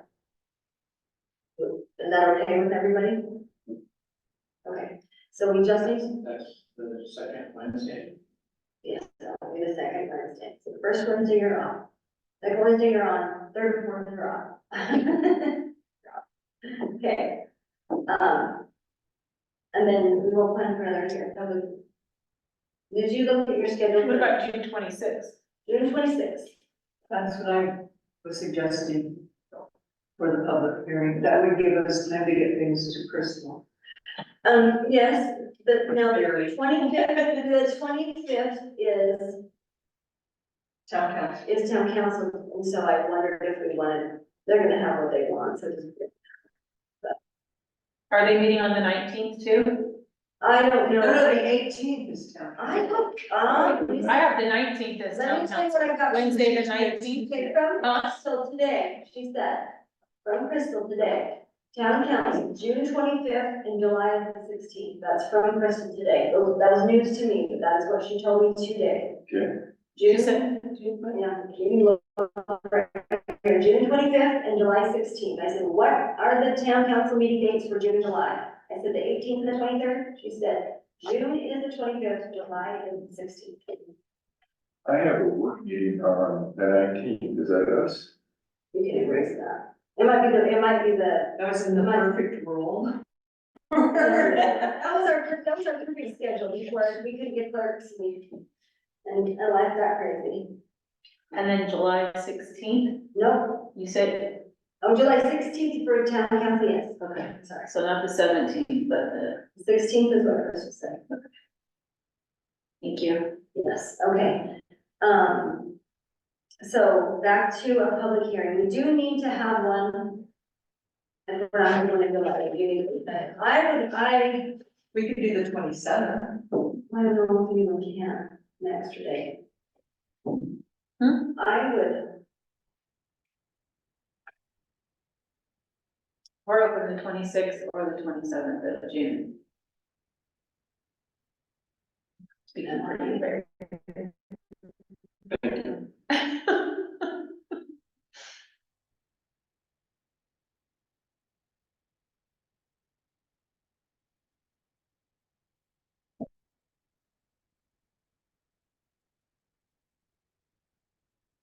anyone?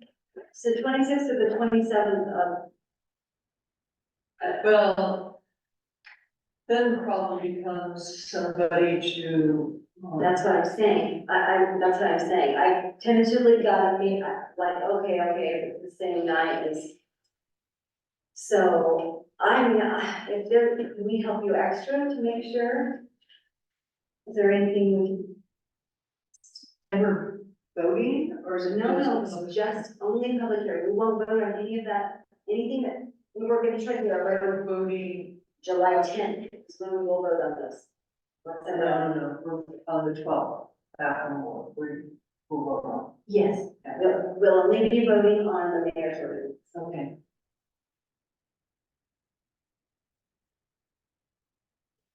What's the problem, chapter 30? Yes. Do you think it'd be weird to have a public hearing and open house here? Yes. And also the. So I talked to Heath today, by the way, it was great, and just, here's the good news. He felt like, the ordinance was coming up, I showed him the two of our ordinances, and he was like, yeah. One person who liked the divisions of the transit lodging as far as usefulness, he felt like it was, he didn't endorse them, but he said legally we're on the right track. So we have to educate the public about the change in time. From the advertising. Okay, so, well, we just have to let them know the public hearing would be the part too, right? Because they can still come, it's an open public meeting, they can still come and look at me. Yeah, forget about that. I would not, I don't know, I would personally feel good about that, I don't know about anyone else. Have to be during the meet the open house. Yeah, I think. At As much as simultaneously, I I can do. You would, okay, what about you? Should be a different. Okay, I'm fine, Should be a different. I will work on it first. Appreciate you trying to manage the meeting. Okay, I'm fine with that. I'm okay. I will be protected of those. What if we did a public hearing before the town council? I'm just thinking of the clerks. I know you're trying to juggle, needs here. The open house is a one-time thing, and I think it ought to be a one-time thing, and we should keep our regular schedules going to the meeting. Yes, but we do need to have, because we're not gonna, we'll be on first of July, we do need to have a public hearing. On a couple of items, so So we're meeting July 10th. so you guys have 26 and 27. Yes. What about Monday the 26th? Monday the Wednesday. 24th. Oh, I looked at August, so sorry, my mistake. So we're not available Monday, June 24th. What about I July said 1st? it wrong. No. Oh, I don't know, I think, We could do July 2nd. oh, then we're back in July. We could do the 1st. We could do the 26th, the 27th, and probably even the Friday, the 28th. We got July 1st. We could do July 1st. July 26th and 7th? No, June. The 6th. Yes. Prior to the end of the month. You want it posted. You want it available. We want it posted before the end of last week. You want it posted for that. So that would be, if it was July 1st, go back 3 weeks, that gives us till Monday to get the stuff in the first. My stuff is already on the sign ordinance. I just have to, I'll make sure you look at the changes, they're in red. Yeah, that's and I'll the change And then it's on it. your phone, so you So, Well, Saturday afternoon, Saturday, Darlene, you can show us the sign ordinance, we'll have which meeting? the 12th, we'll have 10 minutes that we can go over Yeah, ordinance. yeah, I just made, I took So what copious notes. ordinances will we be voting on? Well, Changes. we will be voting on the mayor's ordinance that she wrote, that, and the response to the emergency size ordinance. Emergency house size ordinance, whatever you're voting on. That's it. Well, And we'll discuss I got, that. We should be. We should take a minute to go over that. I would really like to, we're kind of looking at, find it. The mayor. Yeah, I agree. Okay, I have, I haven't had it. But we'll need to know. okay, but let's get the date nailed down before we move on and forget. When, I'm thinking July first would be easier on Crystal. It's the same week, not the same day as a regular meeting. And it would still allow us to post in June. I would rather not have it in July, I would rather do it the last week in June, for sure. I'm good with the 27th. I don't think we should be back to back. But I'm good with the 27th, even the 28th, but I don't know how that's gonna work first. so it's almost like since you're not gonna do the July 3rd, you could do it the week before on the 27th. Yeah, But see, she already has, she comes, we Well, but then the next week she won't have to, Yes, there's. for the holiday. There's a selling point. Yes. when maybe we can, That's a carrot. yeah, it's a carrot, They don't have to come next week. yeah, They get the whole holiday week off. yeah, that's a carrot. Let's try for that. Let's try for the 27th. Okay, and the 27th, at the time, 6 P.M. Yes. Okay, And I mean, is that okay with everybody? 6 P.M. you guys? Okay, now, This is June, June 27th. Okay, and go back to, that means everything's due tomorrow. We can get it by the 10th, I think we're good. Okay.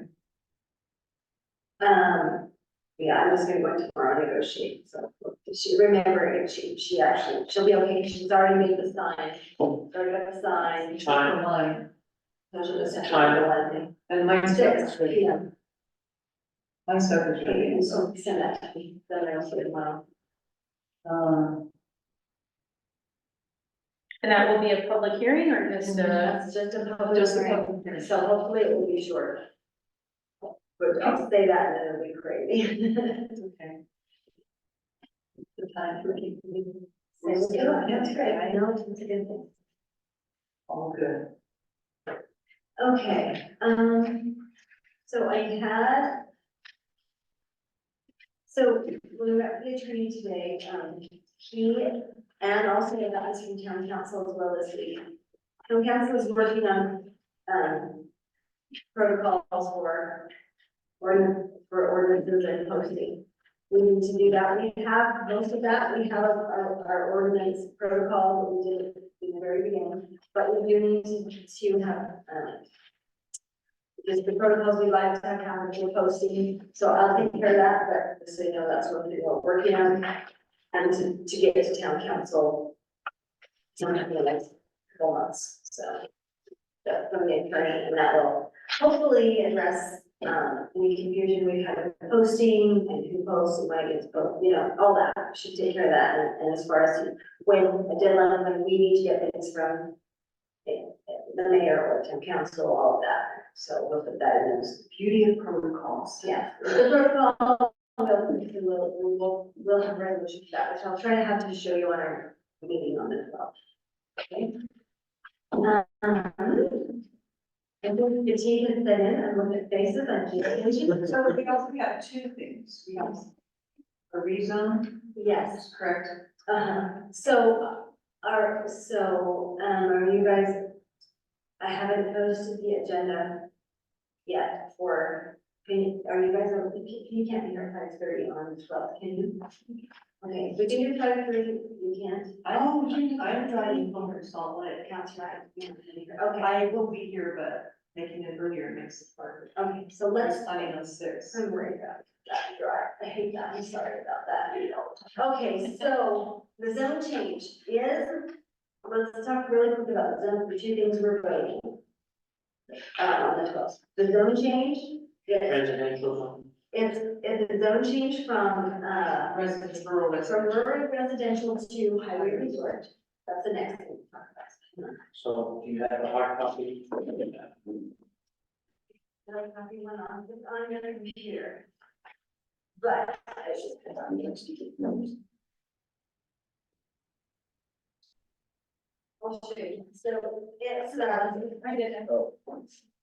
But people did. Your people. So anyway, so it is off the road, it's up, it's on top of it's elevated, There's some grading out there. On the hill. Too. it's got sheer cliffs on both sides. It's up Dalton Wash Road, is that right? You know which one you're talking about? Yeah. Yeah, okay, so that's the parcel, there, we can't consider the development plans, but there are none, that I found that out. And there's really nothing, based on our ordinances, we really don't, there's no reason not to approve it as eligible. No, or It's currently rural it's residential. currently rural residential and it is in, geographically, it is in our Highway. highway zone, so we don't really have grounds to not rezone it now. Whatever it gets whatever is developed into, I was told that that's gonna be a struggle for anyone, so they'd be surprised they can do much at all about that piece of property. But that, no one's for any plan, then we can't consider that anything zone change, all we can consider is if it is a place where it can be zoned out, and if they ask for it, we have to give it to them, unless there's a Our new social protection law would eliminate that though. The what? That hillside protection zone will eliminate that. right, and that's why we need to get that done, so that the ordinance that talks about hillside protection. It is, Yeah. posted. No, we don't need to do it now, we just need to get it, we want to develop, it would just need to be, because it's not a hillside, we need to make sure that we have adequate for anybody that's developing on a hillside, we need to make sure we have adequate guidelines, so that's it's on our list of things to do. In fact, if you look at this, for August, like, the three things that we need, did you get your? Yeah, right there. Look at here. That was one, just wanted to take that.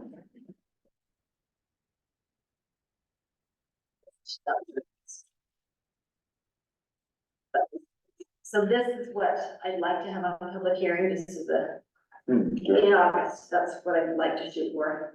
But I did start on this, like at the beginning of the year. There was so much else that came up that. That's right, we've all invested now. The other thing is, I do think it's important that we turn our focus, I think if we get through those that are listed on July and August, we can get those really heroic, and I think we'll be pretty covered until we get our, I mean, obviously, then we'll probably get stuff thrown at us from town council, but I think turning our efforts for the general plan and really focusing on that is correct. I think making any more ordinance, I think we covered our bases, it's better to wait for any big. And the live work thing that I kind of worked on, should I submit that in the SharePoint and get input? or- Anything you've worked on, take a look at it, it's absolutely, And yes, then, Before ordinance was under development. ordinance is kind of, yeah, there's room for that, but I would love to have an email copy. I think I sent it to you, and I also, No, you did. it was on SharePoint once.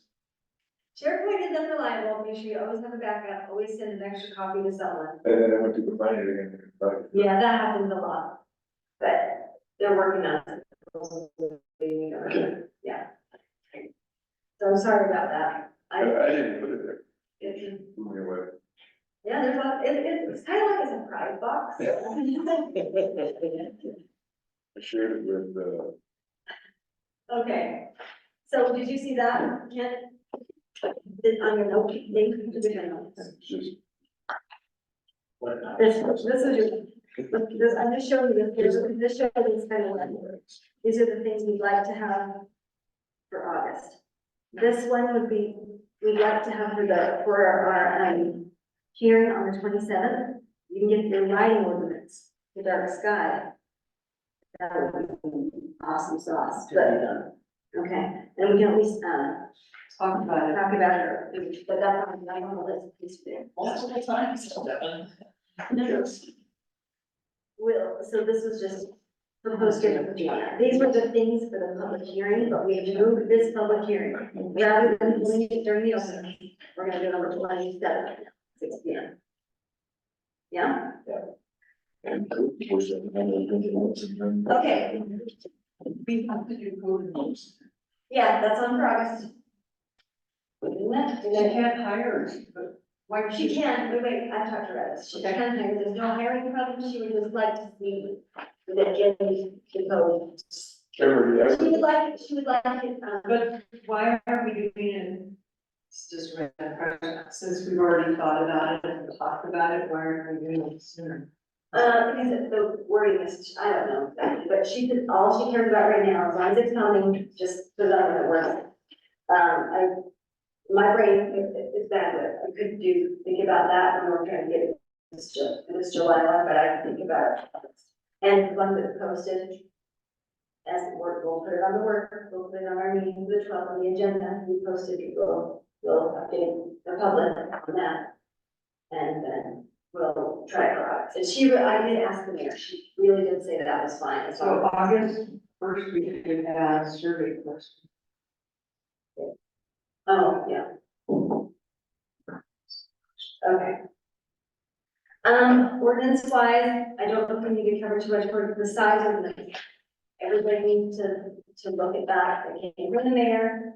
As it sits right now, I think that, 15% is a better number than 12, and maybe about 2 divisions of different sizes. I think, we just need to get this passed on to town council, whether we recommend denial or approval, it has to go back to them, so. So, Yes, so this is the ordinance. And then all sizes are simply right. Here. And the period sign and here. That's the 12% for each of those week. This is the whole ordinance. There's nothing else to it. And then again here. So.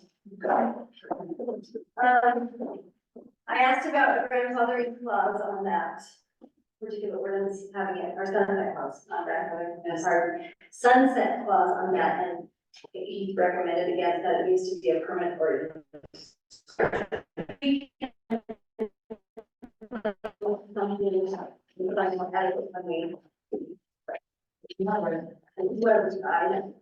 Since there's one written, right?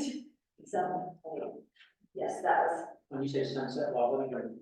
So, I had a question on this particular ordinance, whether or not we should.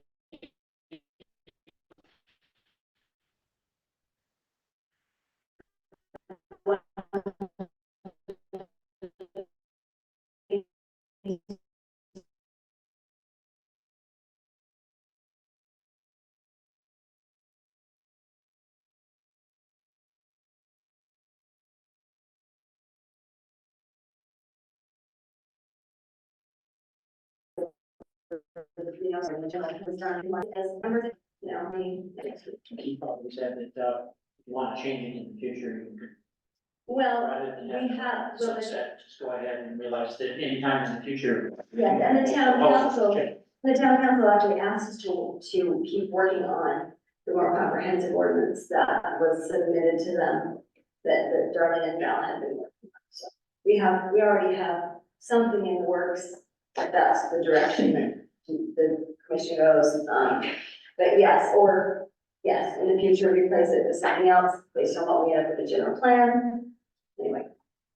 All right. So, and I'm, one of the things I want to say about that, is I feel really bad when, part of the reason for the protocols is so, when someone works on an ordinance, blood, sweat, and tears, and especially under directive, and then it gets changed, if that doesn't happen anymore, because that is brutal.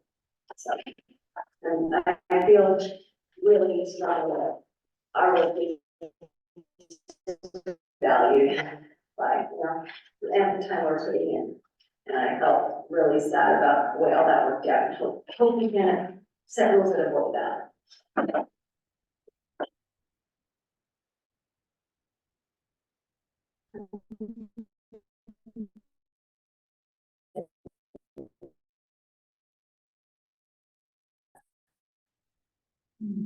So we should talk about tomorrow night at public hearing. And next meeting, I mean, yes, I do, and we will be on the discussion, absolutely.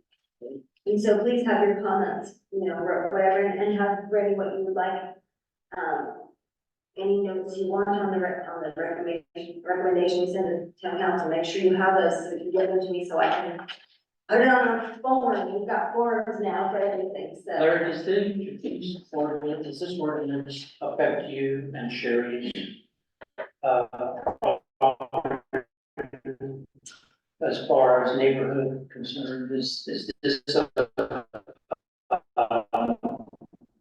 an issue that the result of that? It would eliminate the casita for me, that was a tentative plan by the law next door.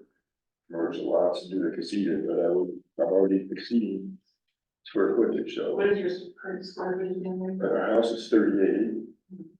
And I think there's some change now to just living space, It right? was supposed to, no, it was supposed to be space that, as my understanding, was that it was supposed to be living space, but the posted ordinance says all structures, which to me changes the map, to me, that makes that size too small. So, So if you have that. Right, which.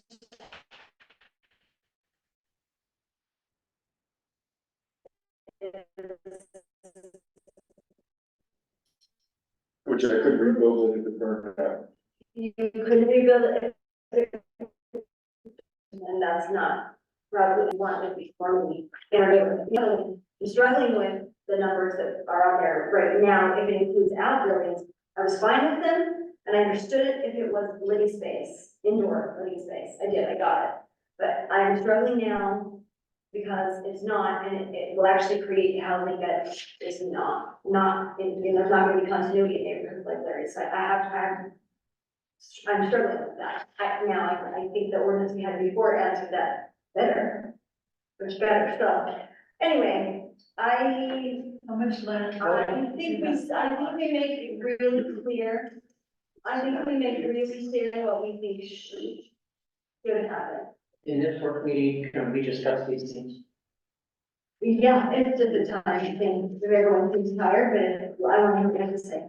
So I'm trying to make sure I have a basic foothold to vote on this. Yes, And I want to, know, is the mayor directing this towards the future? I know she's not directing it towards, existing homes and people, but is she directing it towards something that is critical with large building developments in a particular area or throughout town? it's throughout town, which this was directed to housing throughout the town. She cites, water and septic tanks sort of as, and not having structures that are too large to fit the neighborhood and its residential character, as the basis. And that's the same basis that the, town used for the emergency ordinance, which this is replacing because it expires. Okay. So that's the urgency. So, and this came down from her in a Okay. we had some input on the numbers, but then some of the wording changed. So the input we had numbers didn't really apply. Remember, I was calling you guys and trying to get your feedback. And then some of the wording changed on that in the final version, so the numbers that we kind of come up with became. And how big is your property? So I just did the math. With my, And I see this not so much as personal, but then I'm getting a feeling for how it's affecting people. Right, and the It's not continuity. Larry and Sherry. Yeah, no, but the continuity of that neighborhood, right? Yeah. Yeah. so my total square footage under roof is 6,900 right now. That's RV garage at 1,500 for the 800 square foot house, a 600 square foot attached garage. Probably over 1,000 square feet of patios that are. I think it says everything. It's not an outbuilding. So is patio included in And one of them was. Are they installations that can include Dwellings and residential. what did you say is your living space? My house is 38, my RV garage is almost 16, my attached garage is 600. My, So 6,900 is your total. You have a detached garage as well as attached. yeah, so I have a detached RV garage attached, 300. What's the size of your lot? It's a half acre. It's a half acre. And I bought the lot next door with the idea that I could merge it and add a casita there. For another law, That didn't work out with that planning or the HOA. What would work out with the HOA? There are several people that have done that. There's two of them under construction right now where they merge lots and are adding casitas. Full house. The language reads dwellings in the residential zone. Very rural residential. Yes. It mentions it in two different places. It's got residential and then rural residential, yes. There are two. But our lot sizes are smaller than the average, or than the. rural It's residential. still, it's shall not exceed dwellings. Whichever is greater, including casitas and any outbuildings, doesn't mention that. So I think it should, I personally think it's gonna include outbuildings in garages and stuff. So like 50 there, 50,000. Yeah, I think we're way low. Particularly conservative continuity, so. I think let's think part about a number that we can use right. And what does that continuity create in residential areas? A lot, I mean, it is. Why should he tell me? Well, that's, okay, well, no. So in theory, like in principle, I actually fundamentally disagree with telling people what size house they can build. I think you and other parameters that make, I mean, in the ideal world, that's not what we're doing. We're dealing with this is the ordinance we need to answer. It's not something that interesting thing the way that we would like. But it's what they've asked for, and we are required to send it back to them. So we can say what we want about it, we can vote on that if we want, but we have to hold a public hearing, we have to give our input, and we.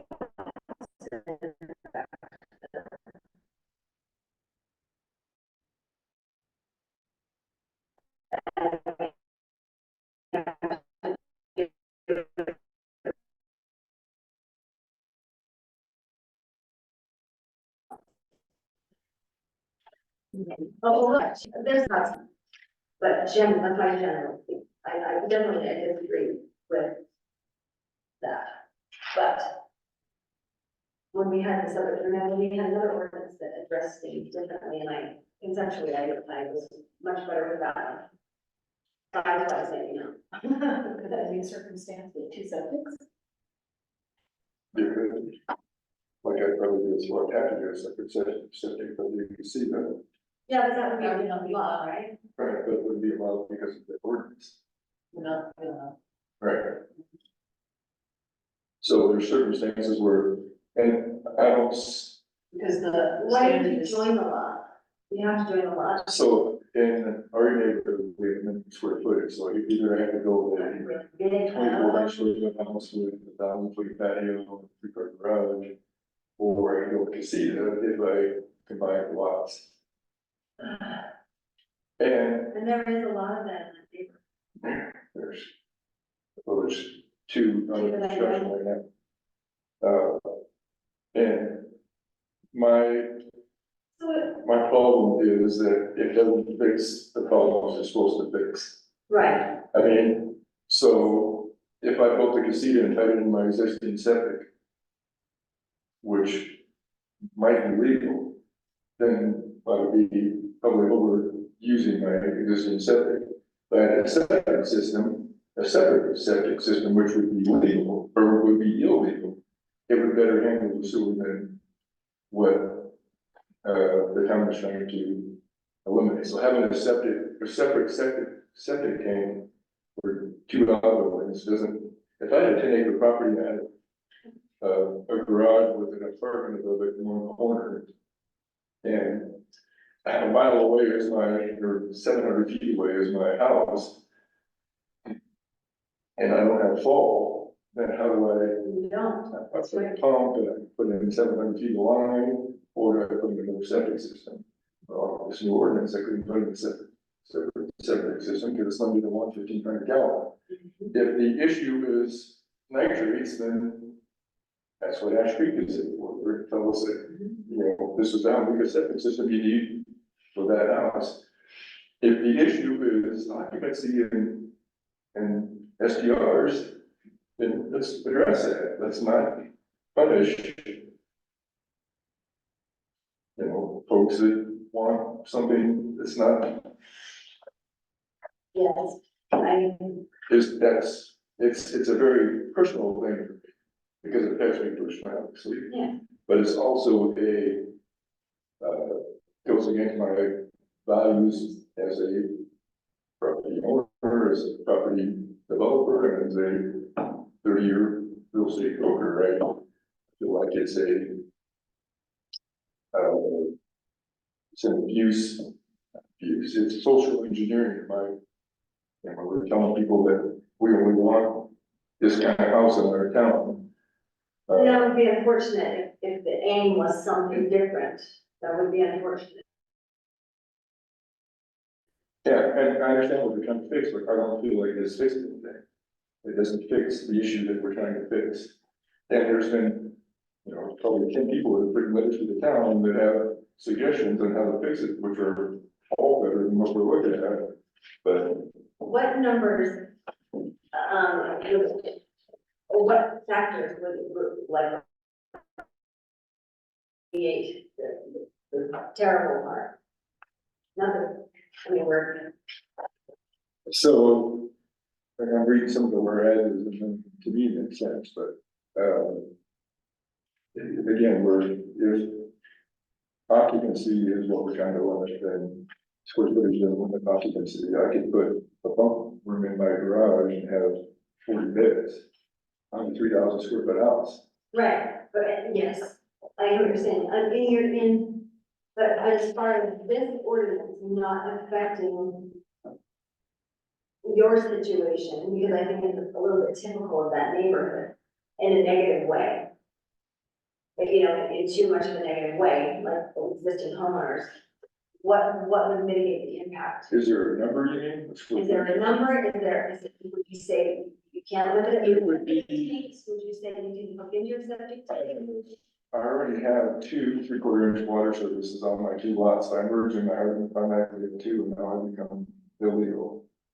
I have, Because it's already in. if I build a septic system or build a casita and I did a septic system with a casita, so I don't overtax my existing septic system, that's illegal.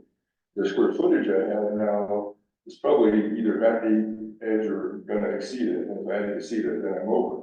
So the only option You I'm left, combine lots with square footage, I mean, is it an acre? It's an acre. 1 acre. it's 2.5, or so each lot is 0.53 acres. So it's Okay, like- so if the parameters were different so what if it was up to 0.99 acres and the parameters were different for 1 acre? Well, everything in rural is supposed to be before our development is. So, but I mean, what is, here's a fit your parameters, the new numbers. At 15%, you would have 50. Oh, but then they added the outgoings, so, I see what you're saying. I was thinking living space, at 15%, you would be able to do that.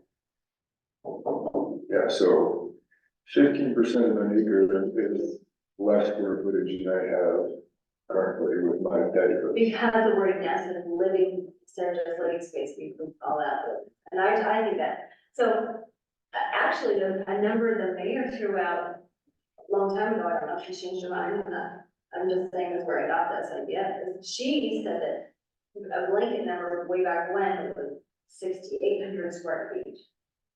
So 6,800 square That would foot, be, that would leave from your 69. right, that's 6,800 square foot vacation home. It's probably bigger than the two that we already have. Vacation rentals. Right, so what I'm saying is I think it's a mistake to have outbuildings included, I think this should always be living space. Right, and I still, like you said, fundamentally disagree with looking for somebody square footage on piece of private property. So they, yeah, If it meets the setbacks and height and. So, I'm pretty positive unless something changes drastically, I'm have to find which way to vote. I think the city council has already decided which way they're going to vote, so my vote's not gonna matter. well, but our recommendations made. You see what I'm saying? So let's make sure we have a solid reasoning for what our opinions are, and we can include them all in what we send to the town council, I think. I think, Yeah, if nitrates in the river or what our issue is, then limiting septic size doesn't fix that. What's the issue with the homeowners association? The homeowners association, what is their issue? You say they're the ones that, are stopping you from combining the lots? No, the homeowners association would, I mean, there's, like, right now, there's two that have been buying, there are 2 half-acre lots, 8-acre lots, so they could add a casita and a pool house. So the homeowners association would allow you to include both lots Yes, in their calculation. yeah, so I would be allowed to merge my lots to build a casita through the HOA, but if this ordinance passed, I couldn't do it If you, because I would exceed the square footage on my lot. this ordinance won't allow you to combine the lots. I could still combine them, but I Yeah. couldn't build anything on it if I combined it. I'm already exceed my square footage. So I'm confused, which is normal at this point in my life. But, so I have to learn to laugh at it.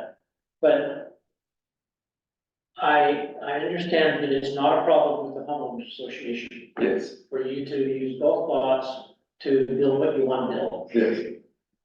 Within, And their ordinance, what's the formula for their ordinance that allows that?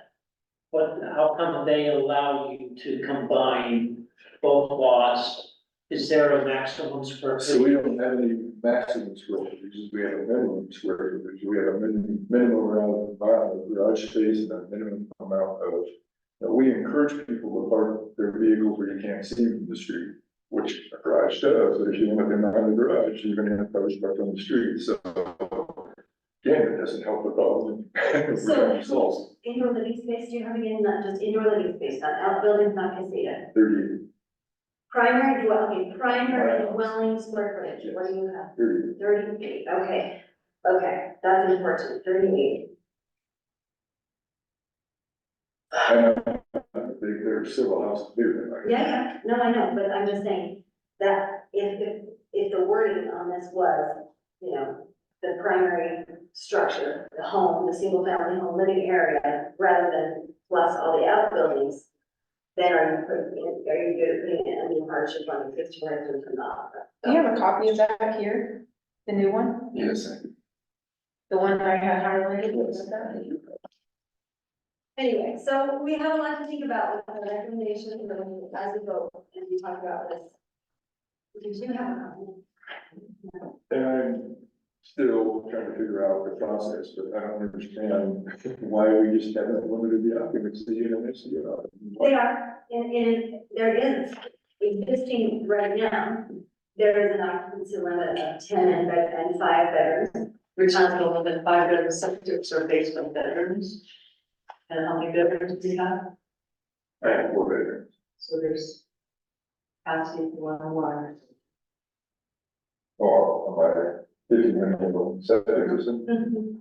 But, And clarification on 4,800 square feet of living area, or 12% of parcel, whichever is great, including casitas and any outbuildings, so that would include the garage, that's right? what we're saying. Right, and I did have a homeowner ask me that, and I thought it was just living space, so I need to make that clear. Because one of the versions was. Yes. Yes, so this version is not. So, I think that recommending the language just cover,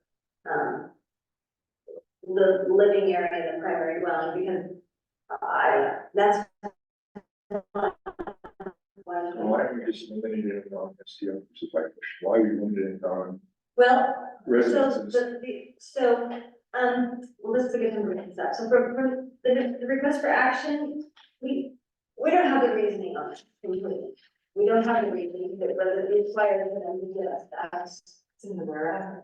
It is in the whereas. Where we have whereas. Yeah, it's in the whereas, so it is in the ordinance, the rationale, and so that it doesn't mention STRs in that at all. And so, So here's where we're at, whereas commercial uses are prohibited in all residential zones. What does that have to do with my square footage? You know, so that doesn't apply to this. it's nothing but that was. Whereas a dwelling used for transient lodging becomes commercial use, well then, why do we allow it? Well, so part of those things right there are the reasons it's so important for us to get the transient lodging stuff through. Because, I just think that. Whereas the town has determined it's in the best interest of health and safety and welfare of residents of Virgin to require the limit building sizes, how does that improve my health and well-being? So. I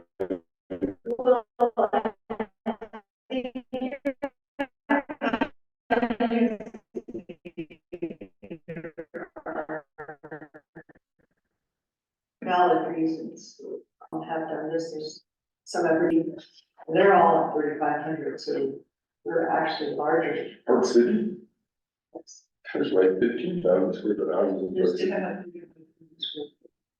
footprint, Oh, footprint, so they can go high, so that's, and no 3-story yards. Or your basement.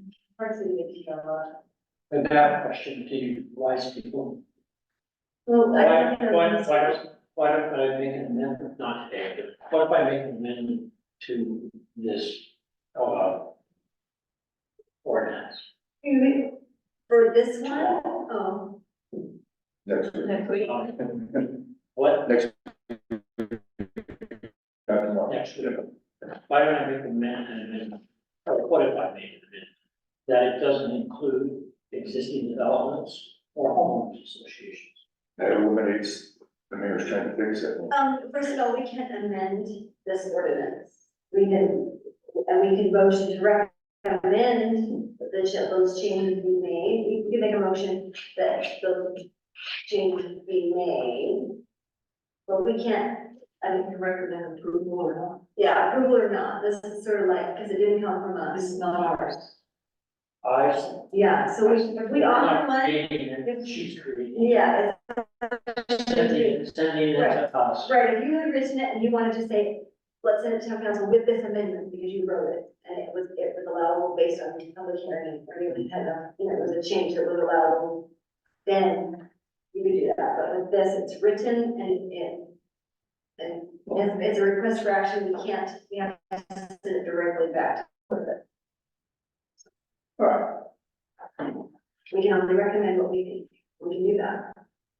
we can recommend what we, We can send with our recommendation our thoughts. and how do we title that? How do we? We have We a recommend approval. We recommend approval. And we send it with the form, with our form, which has, our reasoning or denial or approval and arguments, and does it, a form that's gonna go with all our ordinances.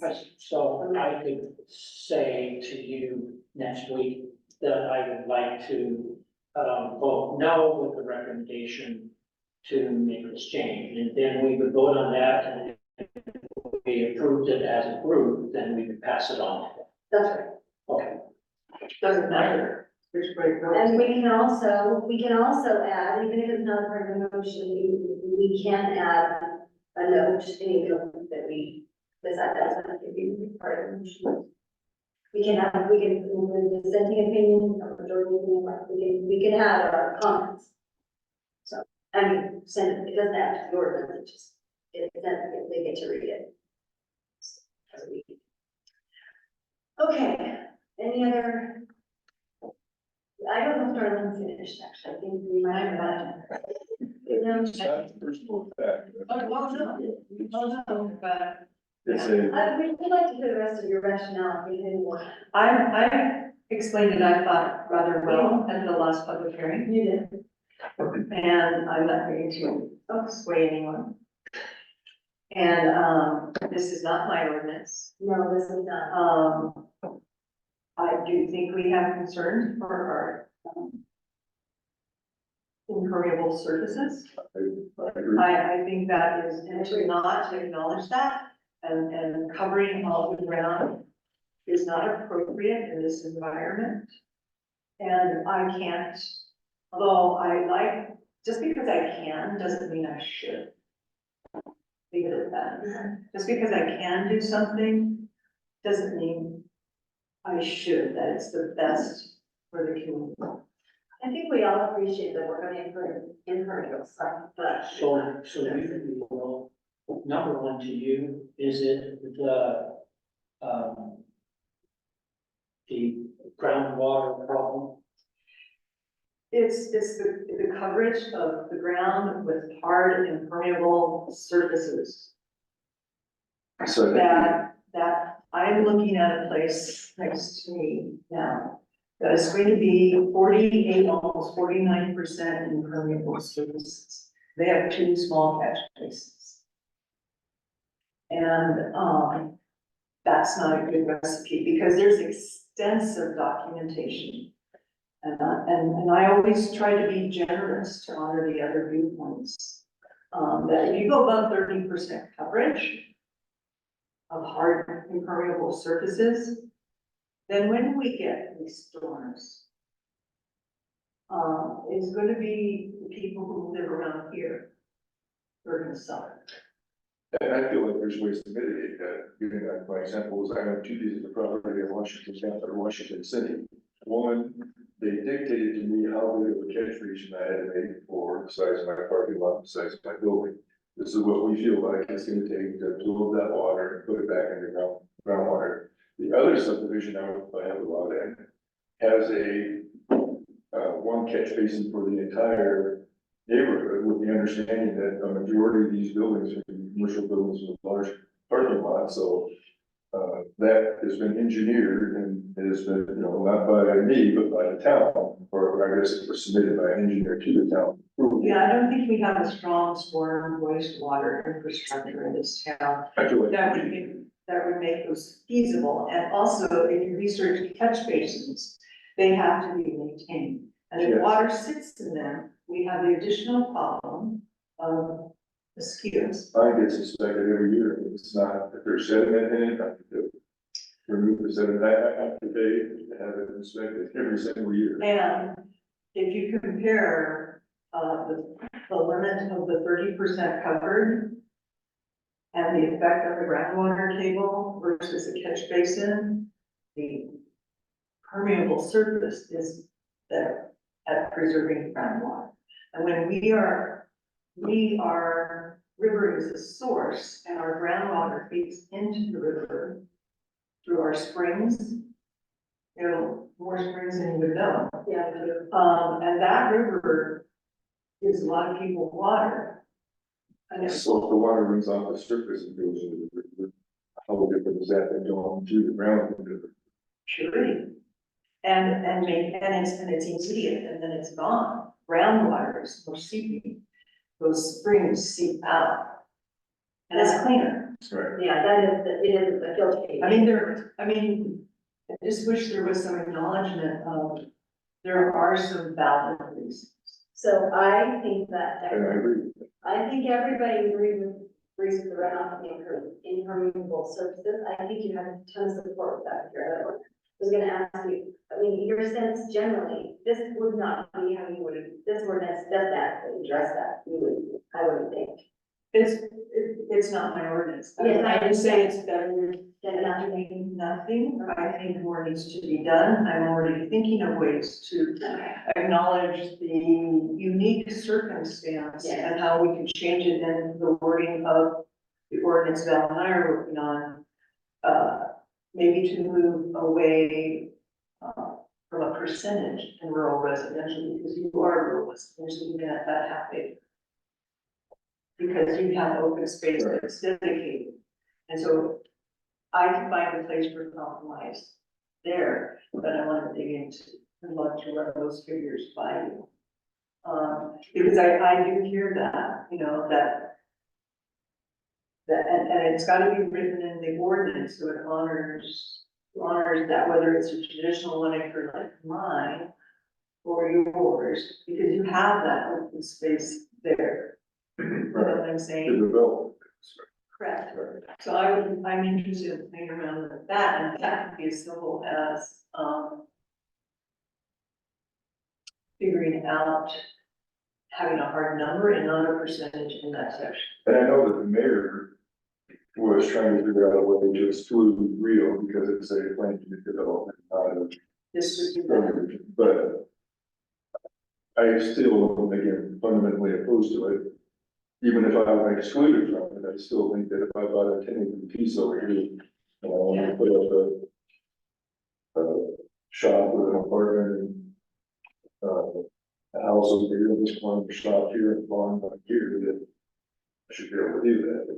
So I have to say, I love this discussion because I think we're getting the breadth of the situation and everybody's in detail. I'm really grateful. That's why it's. I like this too. I'm grateful we have personalities in this room that can have this discussion. I'm serious. That is so good for our town. That has not been one. It's very in background. You guys rock and roll. I'm just saying, this is a good commission. I'm so proud of it. Yes, but.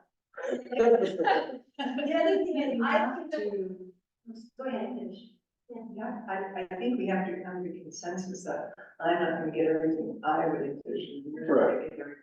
We've gotta be willing, And I'm to willing to vote work because- on it. because Yes, otherwise we're gonna be no different than the Senate and the House. And I'm saying, actually, with that. We're doing. Right, and if drainage is the issue and occupancy and SDRs are the issue, then I've got ideas of how to But it's work not on both of just those. drainage, that's why I did the whole population. Right, and so I think you need to help us understand the rest of the issues in this, because I don't understand it.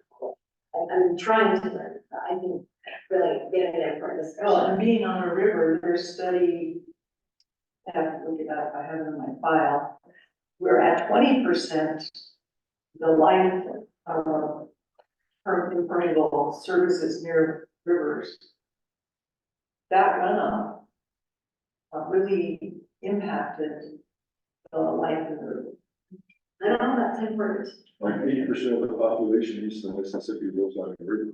And a lot of them are large cities, like New York and Chicago, They got issues. but I don't think we'll ever have, and they obviously have figured out how to, and it's all on surfaces. I mean, you go down to Chicago, Oh, yeah. there's a tree every half a And mile. that's why Las Vegas has those horrendous floods every summer. Well, they built basins. Yeah, And And this is the other thing, On Rio de Sion, I understand that they allow smaller lots because they have dedicated area that is not going to be built on. that was floodplain.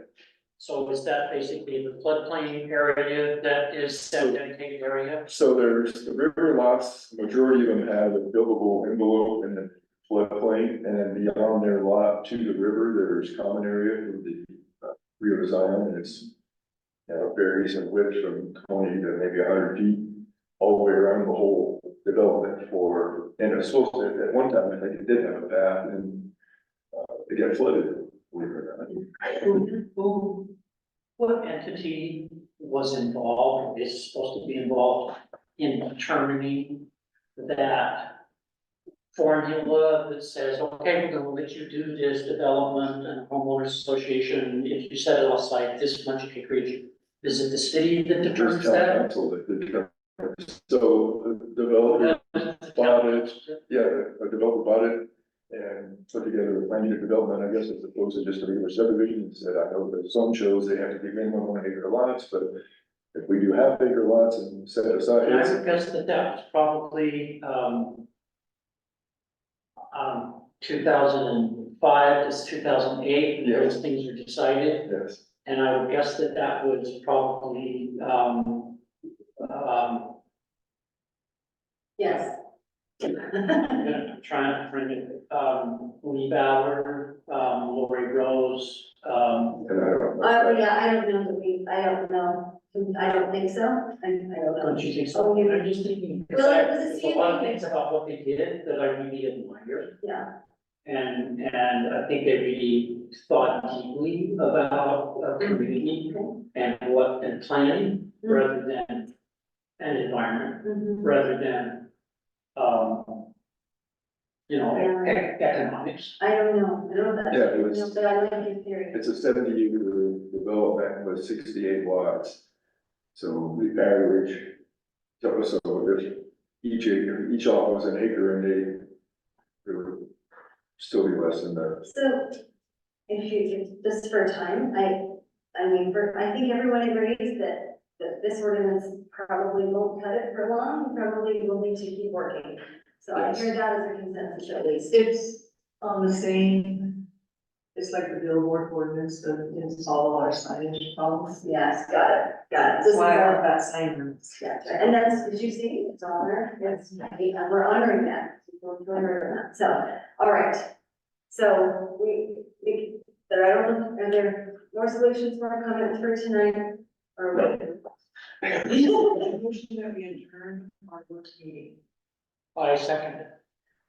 All in favor? Aye, we adjourn, we're adjourning this meeting at 8:13.